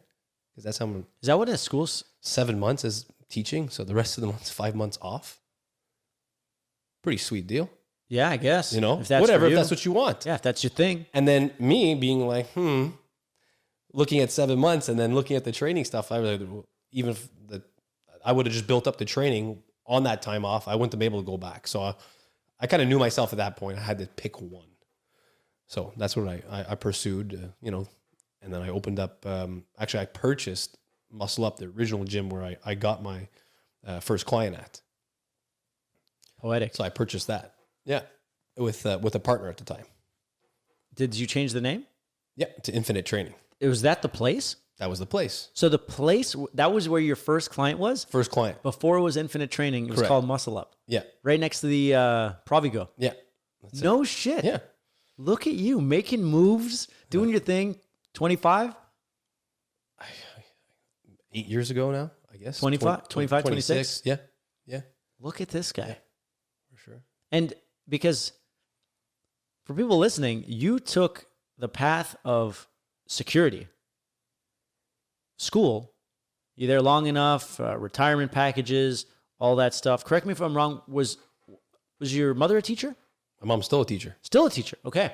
And so this was... Yeah, she was always did teaching. Did she groom you for it, or it was No, a natural, not at all. No? No. Okay. No. Yeah. But I'm in terms of you explaining to your family that, you know what, this job that's very respected, that has security and benefits, not for me. I'm going to take a different path. How was that conversation? No, it wasn't even really a conversation. Okay. Yeah. Well, I was already living on my own at that point. Okay, so... Yeah, so... All right, so... It was my decision. Okay, so it was a non... But I was supported. I was supported. They were cool about it. Okay, so... At least that's what I know. Well, hey. That's it. And I'm happy that, Well, no, that's great, because you could imagine that there could be some kickback. Yeah. Oh, you're on this path. What are you going to do? But you're on your own. You're independent. For sure. You've earned their respect. So I guess... Yeah, at that point, I did. It's not like you were 18. No.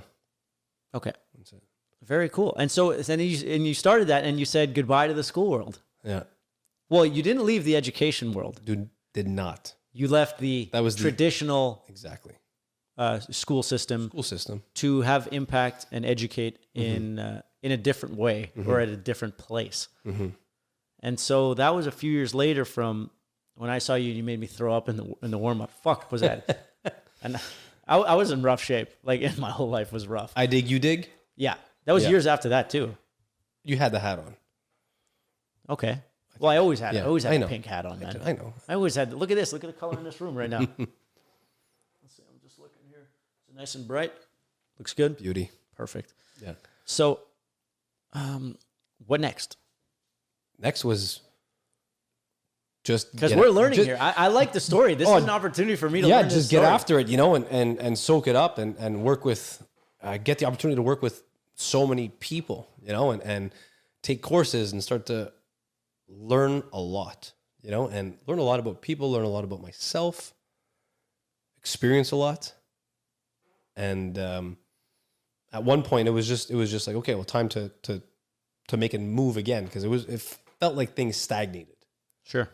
And the next move was to go into the corporate world and check out corporate health and training and stuff like that. And So corporate health. What does that mean? well, corporate wellness, right?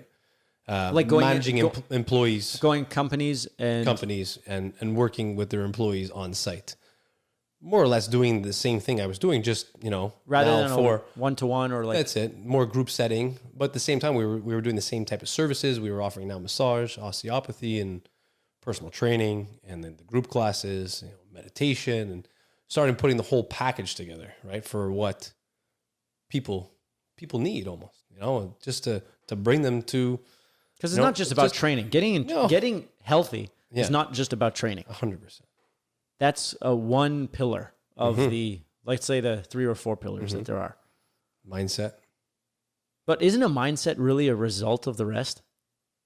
Like if your nutrition, your sleep, your relationships, and your training are in line, your mindset's probably going to be pretty good. Yeah. I would imagine. At least for me. No, for sure. Yeah. And so the mindfulness component, right? Bringing that Zen warrior practice, whether it's yoga, breath work, meditation, that stuff, for people to slow down, chill out. And so that's how you've been making impact. That's how you've been, because look, people come in not for a full body package. They come in because they want to lose 10, 15 pounds. Right? That's I would assume that's why most people come in. Right. People aren't coming because, I want to balance my chakras. I want to come in because I should be more mindful. Right. We always come in for a superficial, like I wanted to be shredded. That's why I came in. That's it. But when I Get stronger. But what very, very physical. Everyone wants the physical, because the physical's, you could see it. you could see Material. it, and they kind of understand it a little bit, that they need to do something to get a result. Yeah. That the physical is easy. Now, what's hard on top of that is the mental, and the physical. It's great. You're once again going back to what you were saying about having things in alignment, right?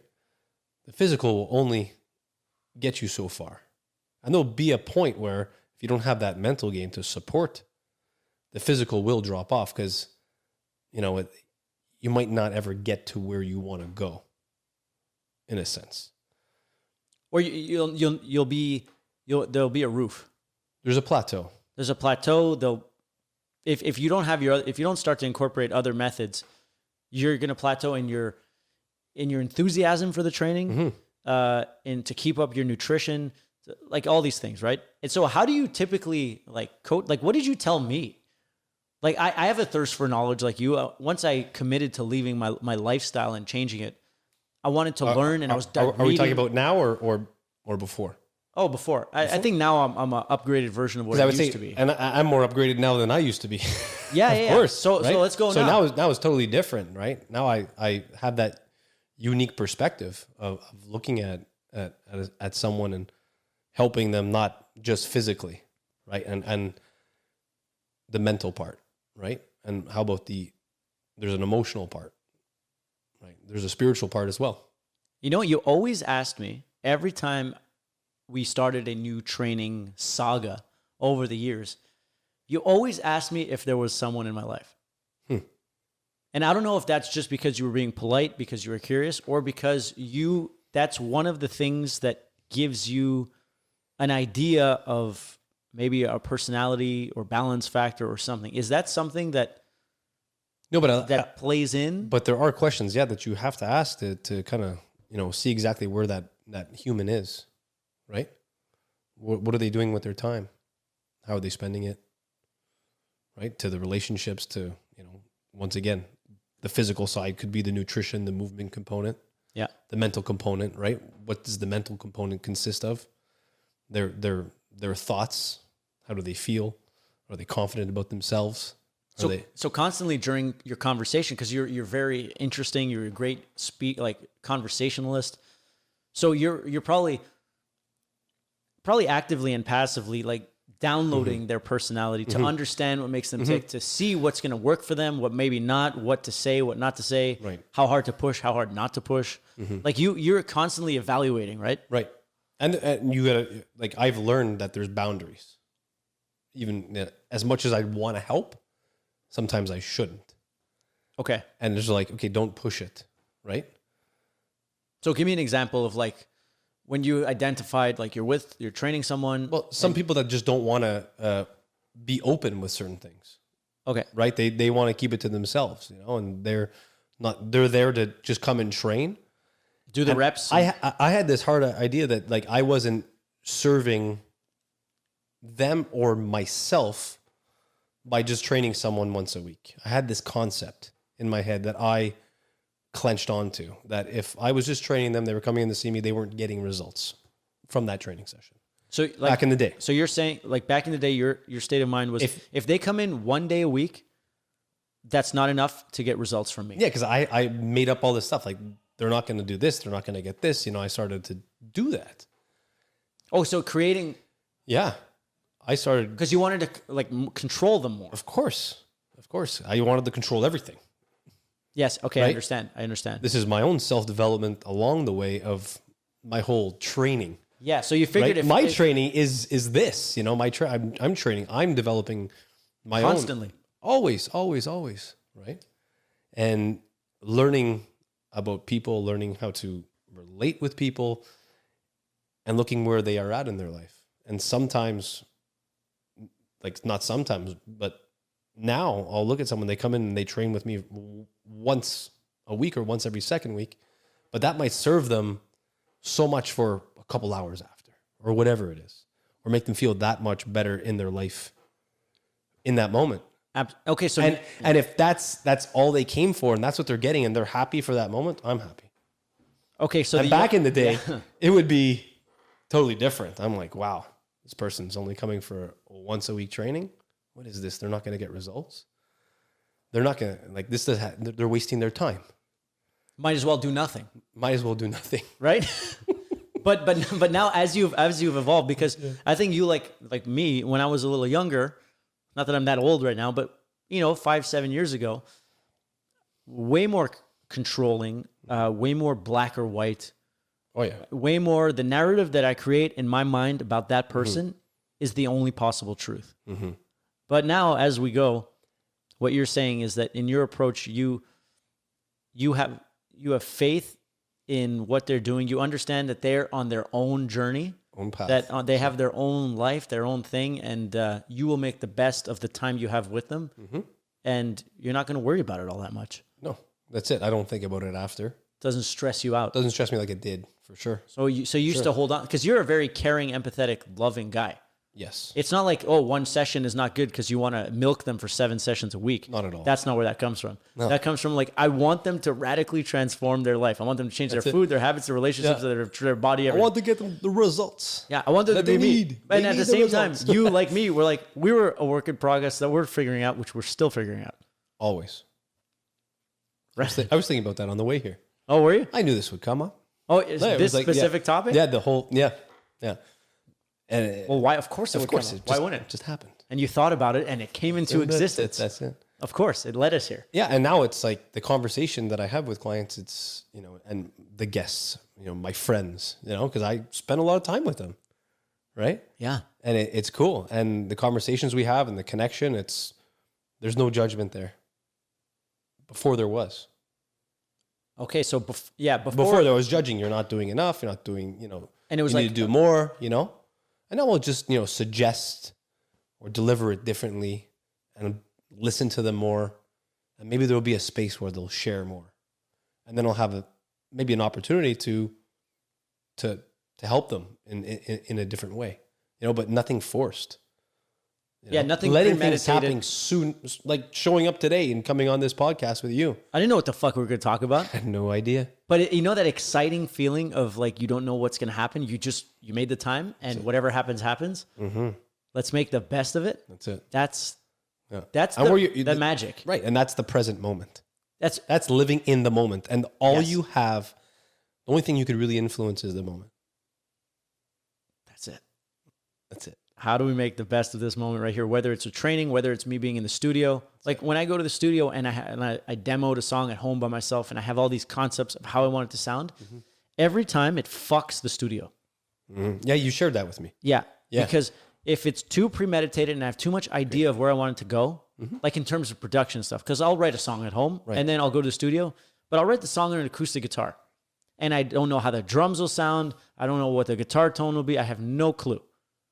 And it's up to the 2 or 3 of us who are in the studio to make magic in that present moment. Are we high-fiving or, not high-fiving now, but are we vibing on something? And when that happens, the product is always awesome because it's a result of being present. Whereas earlier on, when I would come and have all these ideas of what I wanted to do, it would fuck the vibe and no one's interested. It's like no one has skin in the game. So it's just like, yeah, okay, what do you want to do next? And I'm sure you have millions of ideas. Yes, but now it's like I rather have the ideas in the moment and if someone comes up, like if I have step 1 to 100, it doesn't leave a lot of room for magic to happen. But if I come in with step 1, here's the song, and then we start, and this guy's like, oh, try this guitar tone. Well, right away, my step 1 to 100 that I could have planned is useless because this guitar tone has led us in a completely different direction. And bringing it back to the training, one of the best parts about training with you is the social component, is the life talk component. Even if I'm sweating and I'm saying, fuck this, or like one more, I can't do it. That's it. We're having a conversation that makes me, even if it's light or deep, regardless, it's making me feel good. It's an interaction. It's like we're challenging ourselves. Right. And I think it's a component that a lot of trainers or holistic coaches or whatever it is might not take into account of how profound that interaction is. I think it's not even the coaching component. Just think about like anyone in any relationship, right? It goes back to how present you are with people, right? And how much more meaningful it is when someone is present, when they're not distracted. When they're not checking their texts. Well, what did we do? I took off my watch. I put my phone on airplane mode before coming on this. Same here. Right. And I don't know about you, but I have been someone that's been so distracted through my whole life. Coined ADHD. Like take Ritalin in elementary school. Did you? Yeah. Yeah. Hey, why not? Bit my tongue and, was bleeding everywhere. Well, he doesn't respond well to Ritalin. Oh, but I took it after, like later on at university to help me study, stay up to 3 a.m. in the morning to focus. Okay, that helped. Did work. Yeah. Now we try different things. Yeah. Now I just put music on. If I need to study. Really? Yeah. I remember saying that the other day. If I need to learn something, I just need that self-regulation, of having, that music. It calms me down. And so we'll get into music because another amazing component to training with you, and one of the reasons that we connected at a young age was music. Yes. Music is a fundamental part of your training sessions. Of my life. Like from the first training session where you made me barf to when we reconvened later and I joined those classes and then we started training together. Music, first of all, your choice in music, I guess I'm biased because I just love the music you play.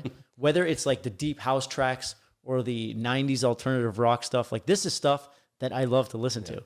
And you seem to be in tune with, well, look, you just have great musical taste, but it's always been a part of your training. There's the philosophy part of it. Yeah. There's the health, nutrition. Right. You know what buttons to push and you understand the boundaries, but your tunes are always fucking great. And I always said, listen, man, when we go on the Galactic Federation tour, the MISCHO World Galactic Tour happens, if it's possible, I would love to like take you on the road. And even you were like a fucking circus, and like we could train, and we could do like breathing work with the whole fucking band. But you could be the DJ that opens this shit up. Everyone connecting, just the crowd vibing, getting people into the tunes. You know, how cool would that be? That would be next level. That would be next level. Because I always we've put it out there many times. So now more ears are going to hear it. Yeah, more eyes are going to see it. And why not? You DJ. You have the table, the turntables. Yeah. You do the stuff. You go nuts. For your classes, your spinning classes, you prepare these tracks. Like you make sets. It's funny. You're not fucking around. This is not a guy who puts a playlist on. No. Back in the day, you used to be making a playlist at 3.5 hours just for one 45-minute spin class. But I would spend 3.5 hours choosing the music because I wanted it to create a vibration. I wanted it for people to connect to the movement they were doing to what they were feeling through the music, right? And, then you saw all these, spin places do it and pop-ups, and they've done a great job with it. So were you doing that stuff before? I don't know, because like Soul Cycle and all those places that popped up, what was it, 8 years ago, 9 years ago, maybe a little bit sooner than that. I don't know the timeline. Yeah, okay. I didn't investigate it, but it felt right to you. That's why you did it. Yeah. I was just sharing, like, I want people to feel this, and I want them, because it's one thing to have your voice and your presence, which are insane. The people, I'm sure, of the Federation who are watching this and listening are going to feel your energy. But to back it with classic tracks and all killer, no filler. These bang for buck, every tune and nailing it. Even the other day we were playing, like, you were playing some AFI. It was nuts. It was so fucking loud. It was ridiculous how everyone in the... It was loud. Can you turn it down, please? Can you turn it down, please? We're on call. Shoot, I forgot I own this place. Yeah. It's okay. It's okay. So music, when did that love start? Like, everyone's a fan of music, but you are more than a fan of music. Mm-hmm. I'm going to say it has to go back to my parents, and my grandmother. Really? Yeah, for sure. There's a connection there, for sure. And there's music where I'll remember distinct times. And I don't remember much of my childhood, by the way. Like, it's weird, but when there's music, then I could connect to that time. You connect to a time, to a feeling, but not a visual memory? No, a visual memory. Okay. Yeah. And, being in that moment, feeling it and hearing that tune, whether it was Neil Young or, whatever, So what was Grandma Fitwell listening to? What was Grandma Fitwell's playlist? Oh, it was whatever was on, Sunday night dinner. They would always have a CD on in the background when we would come over for family dinner. Fellow time CDs, records. Yeah. And so it was a component that was in the background. Yeah, there was always music. My mom, music teacher, right? So. No shit. Remember the piano in the basement? Yeah. Yeah. We even jammed in your basement. Yeah. The drums were there. Yeah. Who was on drums? Was it Shemi? My sister. Yeah, but Shemi was our drummer. Yeah. So your mother's a music teacher. She's a music teacher. So my sister's come both. On. But you want to hear what long story short, she threw me in the music program at high school, and I totally fucking hated it. Okay. I got to play trumpet. Fuck. Who wants to play trumpet? I couldn't blow in a reed in the saxophone. And I had this idea that I wanted to play the saxophone. You were asthmatic. Why the fuck would you play the fucking saxophone? I wanted to play the sax. Oh, shit. So I started playing the trumpet. And then I remember I got some lessons because I was just, horrible. I didn't have the will to do it, And her best friend was like the music teacher, George Doxis. And I remember getting, Greek guy. He's Greek, yeah. And he produces, he's awesome what he does, I gave him a handful. He hated me. He gave me my suspension was to write like a 5,000 word essay on Bach. Okay. Yeah, anyways. Sure, it was interesting. Yeah, but... Or at that point, did you give a fuck? No. Anyways. No, you wanted to kiss girls at the movies. I know what you wanted to do. Throw valve oil across the class, Classic. Smack. I love that shit. Yeah. Just total rebel in music. Me and my buddy Matt. And but maybe it wasn't the right avenue for you. No, it was not. Because I have a similar story. It was too contained. There was no freedom. Sit up straight, be like this, good posture, all the stuff that I talk about now. Yeah. You've become everything that you stood against. Good breathing technique. Yeah. In alignment, good cadence. My high school didn't have a music program, but it was introduced after I got there. And we had a music class. I think it was 9th grade. And I wanted to learn how to play guitar. Maybe 8th grade or 9th grade. I needed to learn how to play guitar. I had been playing air guitar throughout the 90s on my bed. Green Day, Dookie, Nirvana, Nevermind, Big Shiny Tunes, Bush, all that stuff. Blink-182. No, not Blink-182 yet, because that was too early. Yeah. In high school, 7th grade, when I heard Damn It by Blink-182, I think I told you this the other day, John Goldstein, it was at his house. What a nice guy. Shout out John Goldstein. If it wasn't for John Goldstein, I wouldn't be making music. He played Damn It on LimeWire. Good old LimeWire. And I heard that song, and it shook through my foundation. And what I heard and felt, I knew in that moment, I need to learn how to play guitar. I need to learn. This is something that I need to fucking learn. I can play this. I need that. And that's what started me on my journey of guitar. But when I got to high school, this was like maybe the next year at high school, there was a class. So I obviously signed up to learn how to play guitar. What a perfect opportunity to learn how to play guitar. There's a new program. There's a guitar in the class. And I'll fucking tell you, nobody wants to play guitar more than me. So, and I was a nice kid. I figured the guy would just, Mr. Bowles, would choose me to play the guitar. Tenor saxophone is what I got. Hey! Because apparently by that time, I needed way too much learning. There was too much of a learning curve to learn how to play guitar. And so it was either bass or tenor sax, and the bass positions were filled because it was like names in a hat. Well, I sucked fucking ass at tenor saxophone. I couldn't give a shit. You wanted to play trumpet or saxophone. I never wanted to play saxophone ever. Never at no point. So what I would do is you were allowed to rent your instrument to take it home for the weekend. I never did. I brought home the guitar and I learned how to play guitar. I bought a CD. I learned how to read guitar tabs. And every day at lunch, I was going to the music room and playing guitar. And he's like, you should be practicing your saxophone. I'm like, look. And I'm a nice kid, but it's like, saxophone's not for me. I want to learn how to play guitar. And I started to play and he's like, how'd you learn that? I'm like, because I want to learn, man. I was in the jazz band for a year. I faked learning how to read music because I didn't know how to read it, but I knew how to play it. You had an ear. So I could just play it, but I didn't know what the fuck I was reading. Right. But yeah, that's my music story. So going back to Awesome. you, we both played sax. We both blew into the sax. Into the reed. Into the reed, yeah. There was no fucking wet thing. Oh, yeah. It was disgusting. Not for me. No. I respect the sax, but it's not my calling. Right.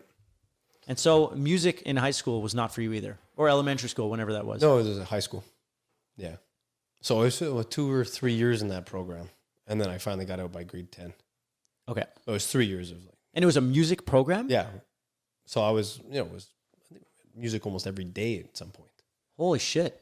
Yeah, or I And can't remember, playing sax. 3 times a week. No, trumpet.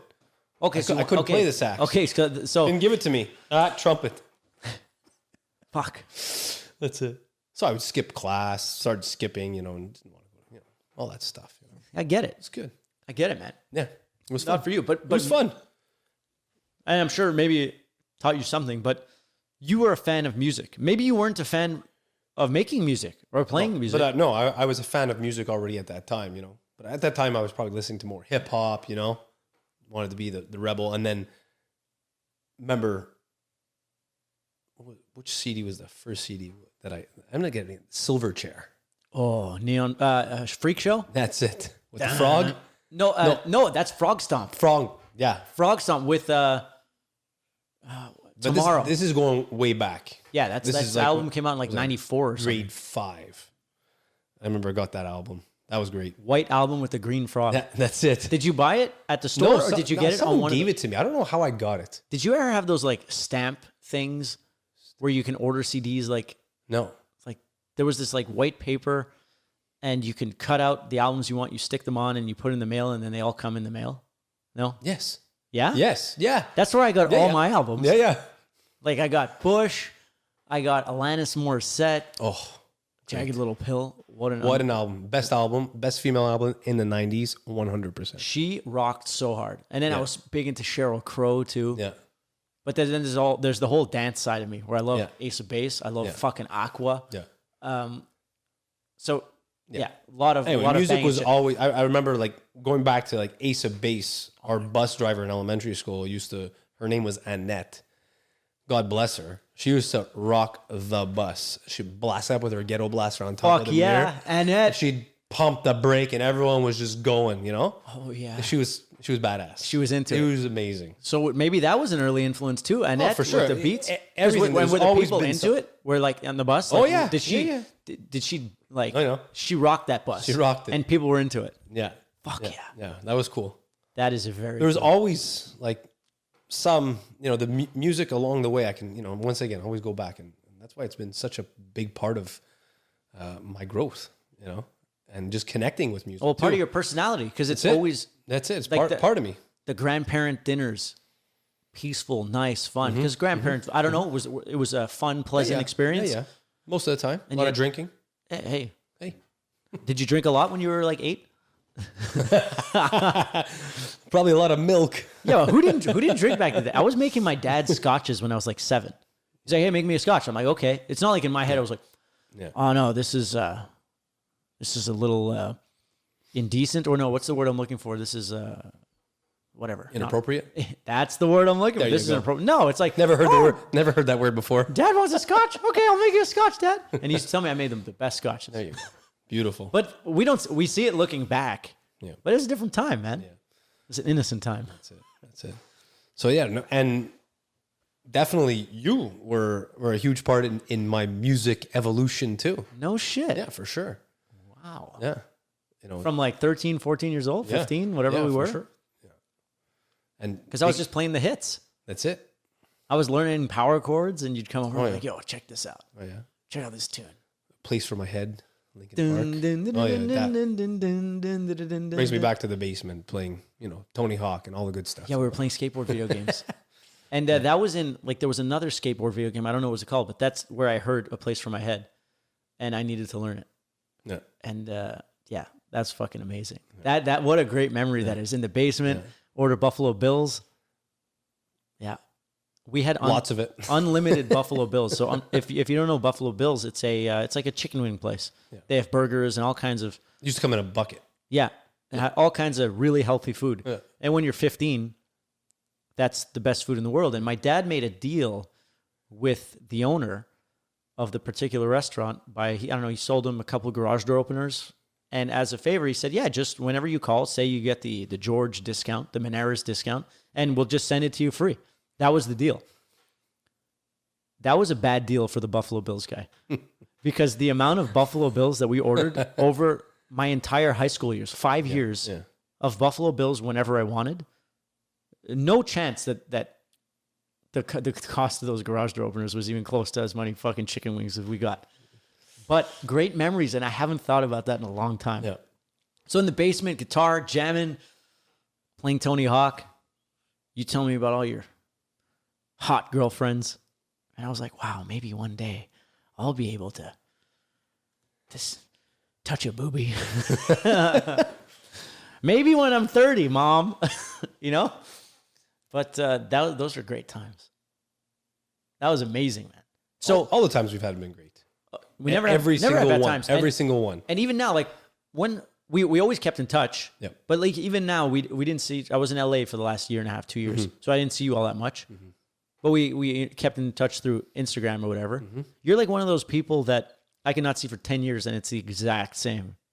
Yeah. Like we're back to the exact same baseline as where we were. Timeless, man. Yeah. Timeless. It's timeless. It's timeless. And you came into like my neighborhood, like, cause I moved out to Hudson with my parents when I was in high school. Yeah. And that's, I remember that one night we went out, ended up crashing at your place. I forget who else was there. And we ended up watching, what was the show with Anthony Bourdain and The guy from Queens of the Stone Age. Josh Homme. Of Oh, Queens of the Stone baby, Age. that was amazing. Wasn't that an amazing episode? that show was called. Fuck, I don't know. What it's called. Yeah. But watch it on YouTube. It's amazing. And they were in New Mexico, I think. Yeah, in the middle of the desert. Or like outside of California. Tequila in the morning and like going brought hard. all their stuff, all their gear, and they were jamming in this desert. Oh, and the Queens of the Stone Age is amazing, and their music sounds like they're in their own fucking world. Like my favorite rock band to put in for spinning classes by far. Queens of the Stone Age. Oh yeah. You ever play Go with the Flow? No. What a song! Oh my god. 3s and 7s, all the good stuff. But even like the slower tunes too. You can ride it. That's what I love about spinning. You could dial up the resistance, and then you just climb to a slow track. Wow, it's like a slow dance. That's it, and just hit the beat. So you always match the song to the part of the workout that you're doing, right? Yeah. So you're not going to be playing what's it called? When I could, in those, when it was planned, right? Yeah, of course. Yeah, of for course. sure. Of course. But that's beauty. Yeah. And it's always a thought in my head too. Because you're like a DJ. Even for workouts now that I even think about it, and you've mentioned it to me how many times that you need to be able to, you need to be able to, but why don't you try to experiment with trying to match your music with your training, and really getting something there, because there is something there. I believe there is. Yeah, like you were playing like 80s rock, awesome stuff. Like what was it, White Snake the other day? Yeah. Then before that, you were playing a bunch of AFI, and then we were doing the Photon Love playlist. Like always a great time. Even the people in the other people are like, yo, what is this? 90s dance. Why not? Oh, 90, that's my favorite. I can't wait till I get to a point where I can mix my sci-fi grunge kind of sound, but with like the feeling of like the feeling of the Venga Boys, that candy feeling of like of Ace of Base or Aqua or whatever that is, that candy magic that is. Fuck, I love that stuff. Gives me goosebumps. It really does. It's amazing. I remember the first time I heard Barbie Girl. Oh, I couldn't believe it. It just hit me like a ton of bricks. I have no idea why, even now. It's like, why did her voice sound so cool? Why did the beat was like kind of a generic beat, but why did it feel so good? There was magic in it. And then the world reacted. Like Blue, Eiffel 65, when that came out. Why did it blow the fuck up? There was nothing as a songwriter intrinsically special about it. It was a great song, but it had an energy that you can't see for sure or calculate that touched the world. Yeah. And fuck. And I think the common denominator it was present. It was present. And then when they made it, it was present. Yeah. They were present. They were all in. Talking about presence. What about it? How about for you? Like being present now versus how did you get to become so present? Well, I don't think I'm that present. I'm very right now you're present. You're in tune. Absolutely. So when I'm with another person, it is very important for me to be as present as possible. And for years, it's from my dad saying, when you're in a meeting, you put your phone away. You and the person that you're talking to are the only thing that matters. And because I'm kind of like you, I for sure have ADHD. I'm all over the place. I'm always bouncing off the walls. I'll be putting my socks on and I'm going to throw shit in the laundry and I'm going to leave it half open because I want to put the other thing in. I'm running around doing a million things at the same time. But when I'm with another person, I want to devote my entire attention to that present moment with that person. When I'm in the studio, I am 100% present. My phone is not around me. It's on the couch in the back, and I am with the people. Mm-hmm. Same with you right now. Mm-hmm. Same when I'm in the gym. Like, I don't know how it is with other people, how they come in, but my phone is not even on me. I am with you. You are training me. I'm pushing as hard as I can go. Yeah. And I think that's an important thing. I think it's the most important thing because that's where the magic happens. That's where I get the moment magic, baby. Yeah, it's where I get the most benefit, like mutual benefit. If you're giving me everything that you have and I'm giving you everything that I have, we are creating something that is bigger than us. Yes. If I have to take a breath or, give you your time to finish your text, that fucks my vibe.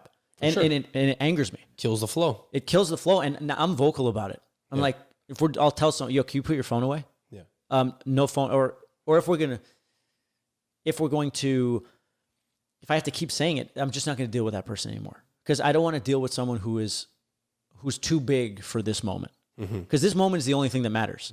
And if they're worried about other things, But maybe they're not too big, right? Maybe they're just not. well, whatever it is, they're- I don't care Yeah. to be around Yeah. it. And so someone who's not present, I'd rather not be around.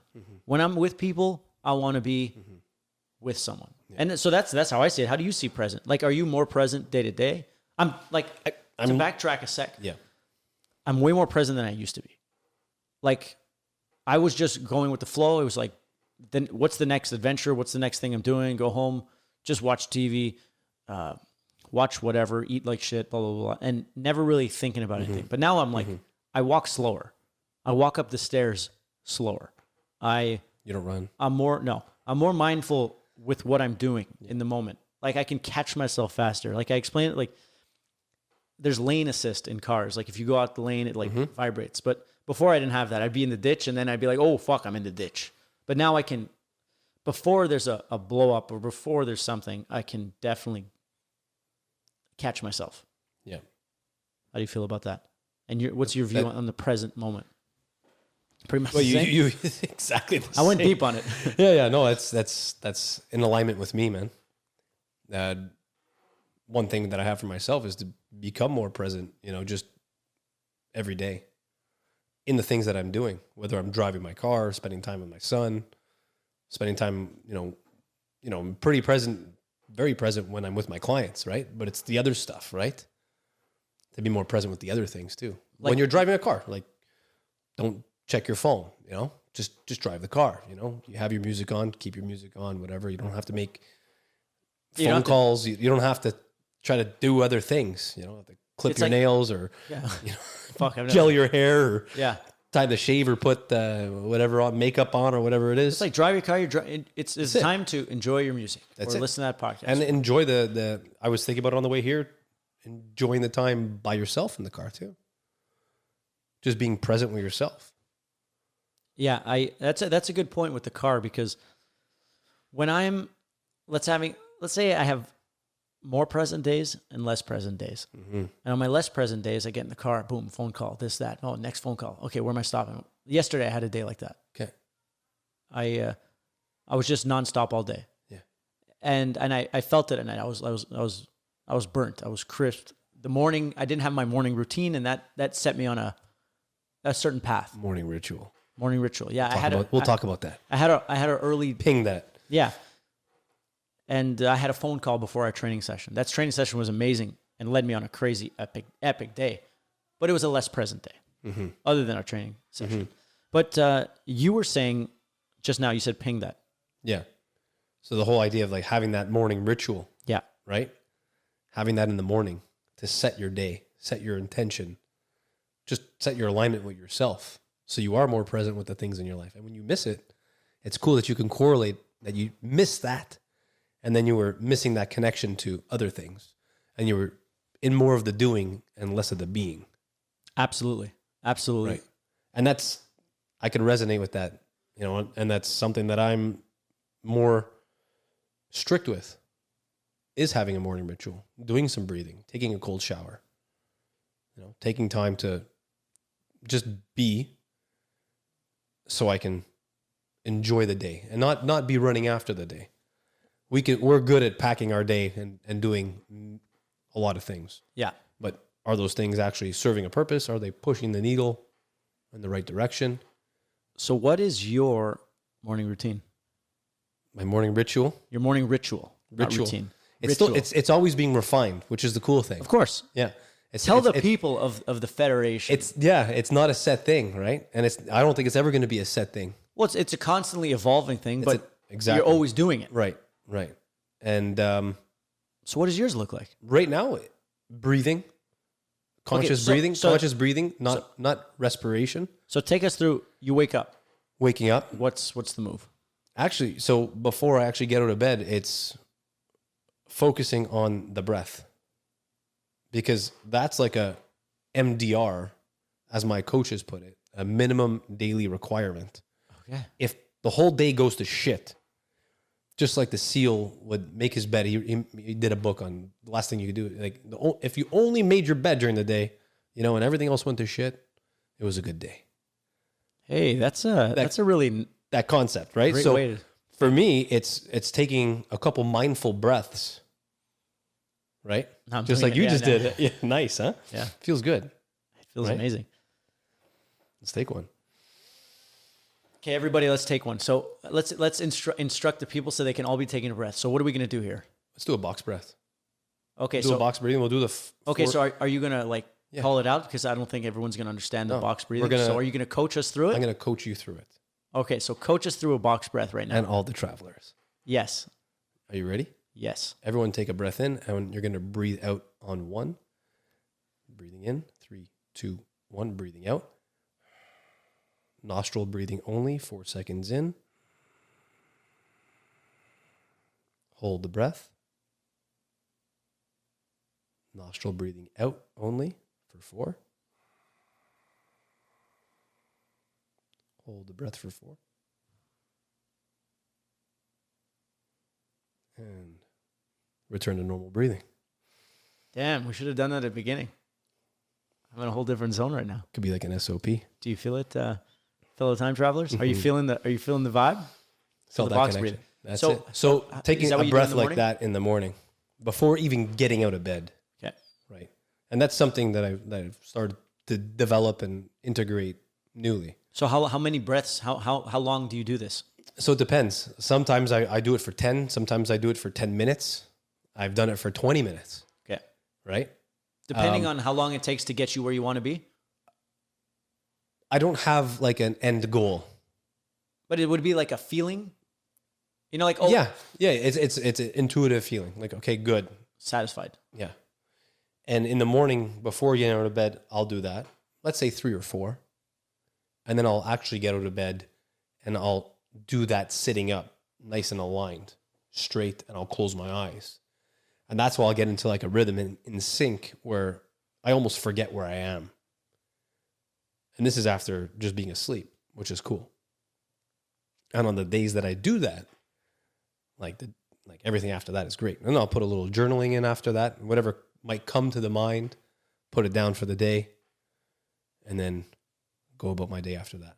So that would be like my mindfulness training and morning ritual And as so, a start. so what goes on after that? You get off, you throw in a pot of coffee. What's the Always water. okay? How much water? Full glass or something? More than that, 500 milliliters. Okay. Yeah. And then essential oils, I use doTERRA lemon. I'll put that in my water. Okay. And if I don't have that, then I'll use a fresh lemon. I'll squeeze that. And So what does that do for you? it's purifying. It's cleansing. It's like putting something good into the body, nourish, hydrate, Okay. get alkaline. It's just to start your day. Have that routine, that go-to. And then I'll have more or less a coffee. But I've started to do some teas now in the morning. All right. Where I'm doing a cinnamon tea or a peppermint tea before my coffee. Because I've been so driven and wired to have coffee. And it is acidic to the body. So I'm experimenting now with more. I used to drink a shitload of green tea. Haven't drank green tea in a long time. So maybe that's something that I'll put back in the morning instead of having coffee. Something that's a little less of a kick, less of I don't feel a kick. with the coffee. No, Well, not probably at all. because you're used to it. I'm so used Because to you it. have a lot of coffee. Yeah, and people, the caffeine molecule, whether you're a fast metabolizer or a slow metabolizer, you'll have that boost or you won't have that boost. I could have coffee before I go to bed and it's not going to I'm the opposite. it might not disturb my sleep, maybe it will, but I don't notice it. I'm not consciously aware that it actually, disturbs my sleep, but I'm sure it does. Yeah, it's probably not ideal. It's But not ideal. Like I feel the coffee, I feel the bump, I feel super pumped up and high, and then I feel the crash. So that's why I'm careful with the kind of coffee. That's why I have the bulletproof vibe coffee. It's nice. It's just, or I have tea. Yeah. And I'll try to cut off coffee around 3 p.m. Okay, Yeah, nothing after 3. because you're a high octane guy. High octane. Love it. Yeah, you're a high octane guy. Do you even need coffee? Have you ever tried cutting out coffee? Yeah. And how'd that go? Fine. Okay. Yeah. So Everyone's like, oh, you're going to get a headache. No headache. No chance. No headache. So why'd you go back? I like it. I don't eat sugar. I don't, it's like something I just enjoy, It's like a treat. It is a treat. It's I like the something you smell. look forward I to. like the taste. I like the warmth. It's soothing to my ritual. Yeah. It's a ritual. That's it. Don't fuck with the ritual, man. That's it. But I'm more conscious of the amount of coffee that I'm putting in my body now than before. Okay. For sure. More present. Yeah. More present. More mindful. More It's mindful. that box breathing, man. It's a game changer. It is. It is a game changer. And the whole mindfulness and being present has allowed me to be less of a judgmental prick to other people. Mm-hmm. Or at least even if I'm being irritated by someone, because that's like a downfall of my personality is I'm very irritable. I just am naturally. But when I can create a narrative that makes me empathize with why someone is irritating me, I'm less irritated. Mm-hmm. And I'm less reactive. I'm less of an ass, or I'm less I make less like trouble. What's the word I'm looking for here? I'm gonna take a step back before I get You're more confrontational. You're more accepting. Yeah. Confrontational is the word. Right. But I'll also use that. Like, let's say someone's tapping their pen. Pa, pa, pa, pa, pa, pa, pa, pa, pa, I'm not talking to them. I'll say, hey, man, with peace and love, can you stop slapping that pen? Mm-hmm. And they take it great. Whereas before, I'd say nothing, get frustrated, storm out, or get mad about something stupid. Kind of like a parent would do. Like, kind of like my dad would do. He like yell at me for something, but he's irritated by something else. Yeah, but so By addressing that, you're more aware of what's going on. yeah. And then you can choose your reaction. Because reaction doesn't have to be. Reaction isn't bad, No. right? What we're feeling. That's it. But I can choose my reaction rather than just like a knee-jerk reaction. That's it. And the mindfulness has created more agility in your brain, Yeah. right? And in your body, right? So you can become more resilient. And it's allowed me to kind of say to myself, if I address what is bringing me duress in this moment, sure, it'll be slightly confrontational, but it will allow the other person, because I'll be saying it with peace and love, to perhaps empathize with my situation, and they'll become potentially more aware of something that they're doing that could potentially irritate other people too. And I see it as a net positive. It's because it's bringing aware, because some people are just not aware, and that doesn't mean everyone's on their own journey. Everyone's wired different. Everyone has completely different circumstances. But that's the way I roll with that stuff. That's it. And it seems weird or shocking to other people, like my family, because they know that I'm so irritated. But if it's family, it's like, shut the fuck up, man. Just be quiet. And my brother and my mom, we're all the same. So I guess that's how it is. But when they see me in public, say it to someone else. But I say it with kindness, man, with peace and love. Then it's like, there's no issue. It's not a negative thing. No. I don't know how the fuck we got there, but Presence, right? Because you're able to gauge. That's it. And you're connected and they can feel it. So you're in tune with them. So most people would take it positively. Yeah, because it wasn't like insulting. I didn't No. throw something at them, That's you know? it. I didn't say, shut the fuck up or embarrass them. That's it. I kept it low key. For sure. Said my piece. Yeah. And that's how we rolled. That's it. So morning ritual, right? And bringing presence more throughout your day, right? By doing what you do in the morning. What's yours? So I get up. I go to my phone to put my alarm. I put a 20-minute timer. And then I meditate for 20 minutes. Beauty. I focus on breathing. And I just sit up, like back straight, legs crossed in my bed. And for 20 minutes, I just focus on the breathing, try to keep my mind free and non-trafficky or busy. Sometimes I get really amazing ideas too. They say maybe that's not meditation, but whatever. I get a lot of great ideas, like mixing ideas, like for my songs and like this thing. Like I get all these like things that I have to do, but like in a really nice way that's really focused and like sets my day up. Then that alarm goes up. I'll get out of bed, turn off my alarm.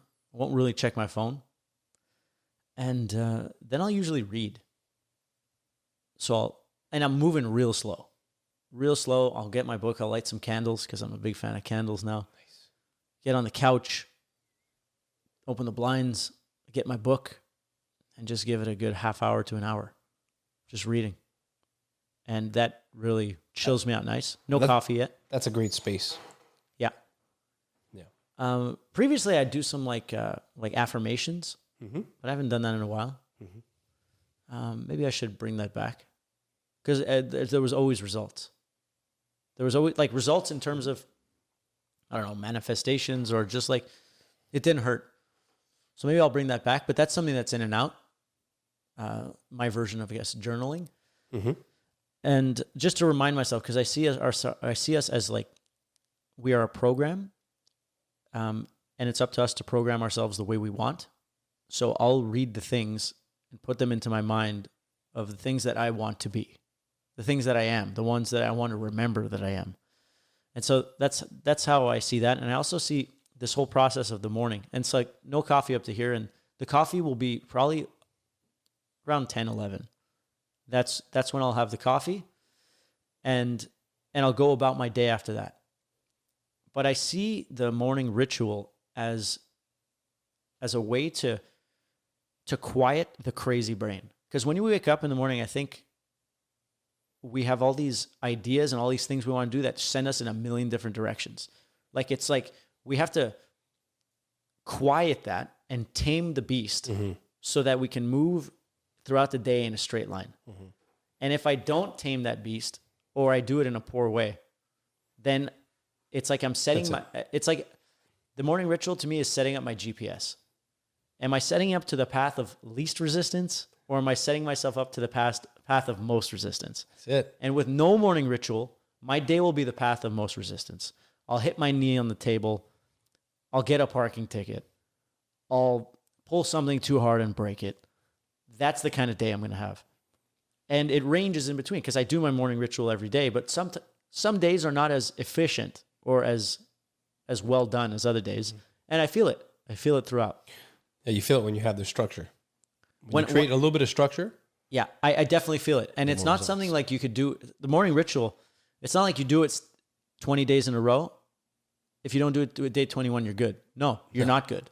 Yeah. You need that. It's like, it's a daily thing you got to do. You got to earn that day.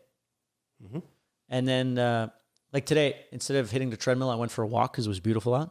So I did a nice hour walk. Great. It's beautiful outside, got that sunshine in, smile at people, had a phone call. And that's the way I like to start my day. And so my work day or whatever I'm doing really goes from about 11 or 12 to like 6, 7. And that's my hours. But the morning, like I get up around 8 and that's what I do. It's just my thing. Yeah. And that keeps me really peaceful, or as peaceful as I can be. That's it. Based on my algorithm. That's it. And having that structure is key. It's key for your success. You know, and we were saying before, going back to the beginning of our show, your show, our show, we're creating it together. Yeah. You know, I don't want anyone that's listening to think that there's no structure in place because we were talking about, you know, the course. There's no plotted course for certain things, but for your day, there needs to be. Right, there has to be some structure to your day, right? That's moving you, pushing you forward. You know, it sets your trajectory. Exactly, right? It's like where are you aiming? The true north. Yeah, it's balancing. Right? It's greasing the groove, right? Before you can go out into the world, because you don't want to go out in a chaotic frequency. No. Because it's really the ritual just balances your frequency so you can be harmonious. Exactly. Within other species in the ecosystem. Precisely. And if there's lack of harmony in you, you're going to find a very resistant resistant path, my friend. That's it. Yeah. The current is tough. Yes, exactly. And there's a lot of learning along the way on that curve, in that current too, right? Of course. It's just slower, but and more painful. The idea of like time travel is you want to keep refining so that you can plot a course that's like with the least resistance. Yes. Because the early part of life is the resistant part, or at least that's how I see it. So that you can learn those things and hit the wall, and so that they can teach you those big lessons. But as we go, we don't want to keep learning fucking, like we're always Ridiculous. learning. And no matter what we're doing, we're going to hit the wall in some way. But how hard do we have to hit it really? Mm-hmm. And these are just tools that we learn that allow us to go crazy. Like if I have pancakes, too many pancakes in the morning and bacon and all kinds of shit, that fucks my frequency because I'm Dulls you out. I'm digesting. I know that my body's resources are not going towards my brain. It's going towards digestion. So my brain and my focus are secondary. And I feel like this vessel is in autopilot. No matter how much I want to be focused, I'm relegated to autopilot. So that's why So if you take that and you think of like navigating, or the idea of navigation, right? And you're on a course and you want to go north, let's say, and you did something like that during your day, pancakes and bacon, it deviates you off this course. Let's say to the left that much. Yeah. But to get back on the course with the current of everything, you don't have to come back 25 degrees. You actually have to go back 50 degrees. So it's that much harder to come back from that. Yeah. Because there's always going to be some stuff happening each day, right? And if you bring yourself that much to the left, you need to go that much more to the right to be able to counteract Yeah, it. you got to crawl back. That's it. But double it. Yeah, of course. Yeah. And so when things happen that are unplanned, we can also just say, hey, where I thought my day was going to go is not where it's going. So I accept where I am, and I will accept this different alternate route that I'm taking today, rather than having to fight upstream to get back where I thought I was supposed to be. Because that's kind of a liberating thing too. For sure. Is just saying, okay, it led here, I'm just going to roll with it. Like the song, The Show. The song, The Show, as you know, track 15, I think, on year one, is about a guy who wants to go to a show with a girl, and he invites her, but it's like her answer is not very clear. And he's like, I can pick you up. She doesn't really answer or whatever. And then he goes to the show and he texts her. He says, look, I'm standing in the back. And then later on, he's like, do you want anything to drink? And she never shows up. And the guy's getting more aggravated throughout the thing. But by the end of it, he's like, look, I don't know where you went, but I met some nice people, and we're singing your favorite song, and we're having a great time at the show. So it's like letting go of like what we think we're supposed to do, and just being free and accepting of where we're going. And that's also an idea. But if we're having those fucking pancakes and that bullshit and a couple of beers every fucking morning, there's nothing's happening. Our true north is fucked. For sure. And the more we do that, the more our body will want us to do it. And that's a whole other can of worms. Yeah. So, Amazing. Robert Turcotte, we've reached the part where we are going to, because we learned your story. We learned the way you tick. We really like it. I like it. I'm sure the Federation loves it too. The time travelers are into greasing the groove, because that's a term that you coined. But where can people find you? Where can people learn about you? Do you have online classes, online coaching that you want to tell people about? What's your Instagram, your website? What do you want to pitch? Yeah. So Instagram's Rob_Team Condition. And that's Team Condition with a With K. a K. That's it. And The link will be in the description. Robert Turcotte on Facebook, and Condition is my company right now, and we do virtual training. We have 8 group classes set up online right now. Everything from power yoga to yoga flow, mobility flow. We have cardio classes and strength classes as well. And at the same time, we also have performance coaching, so one-on-one coaching with myself or another one of our coaches. So if you're looking to upgrade your lifestyle, training protocol, or any sort of maybe habits or rituals that you'd like to integrate into your lifestyle, hit us up. Yeah, and I think a great way probably is like checking out a class, or just checking out your Instagram or your Facebook page. You guys are making a nice effort with your social media. Yeah, we got more time to do that now, and Yeah, and putting so- more time in there. Yeah, and it's a great way to just like get your toes dipped in feeling Rob's vibe or his team's vibe, and how it can be incorporated into your weekly ritual. And so that's great stuff. So it's that's all there. That's all there. Beautiful. And one day, Rob and I will be on tour. Yes. And he will be able to experience the music of RT. RT fit well, grease in the groove before the show. Yes, that would be beautiful. And that's a beautiful thing. So I want to thank you for coming to hang out. Thank you. It's been a pleasure. It's been a lot of fun. It's been a blast, really in depth. I had no idea. Well, I figured that's the beauty of this. Yeah. There's like a nervous energy, even for me, because like we're coming in, we're going live. Like there's this action thing. Yeah. And we get to sit down and just shoot the shit and talk about whatever. Yeah. And felt like 10 minutes. Felt like 10 minutes. We're on 2 hours, 15 minutes. Holy shit. Grease in the groove. That's a beautiful thing. That was great. So, fellow time travelers, as you know, my name is MISCHO. I make music. You can find me on Spotify, Apple Music, YouTube under the name MISCHO. MISCHO on Instagram.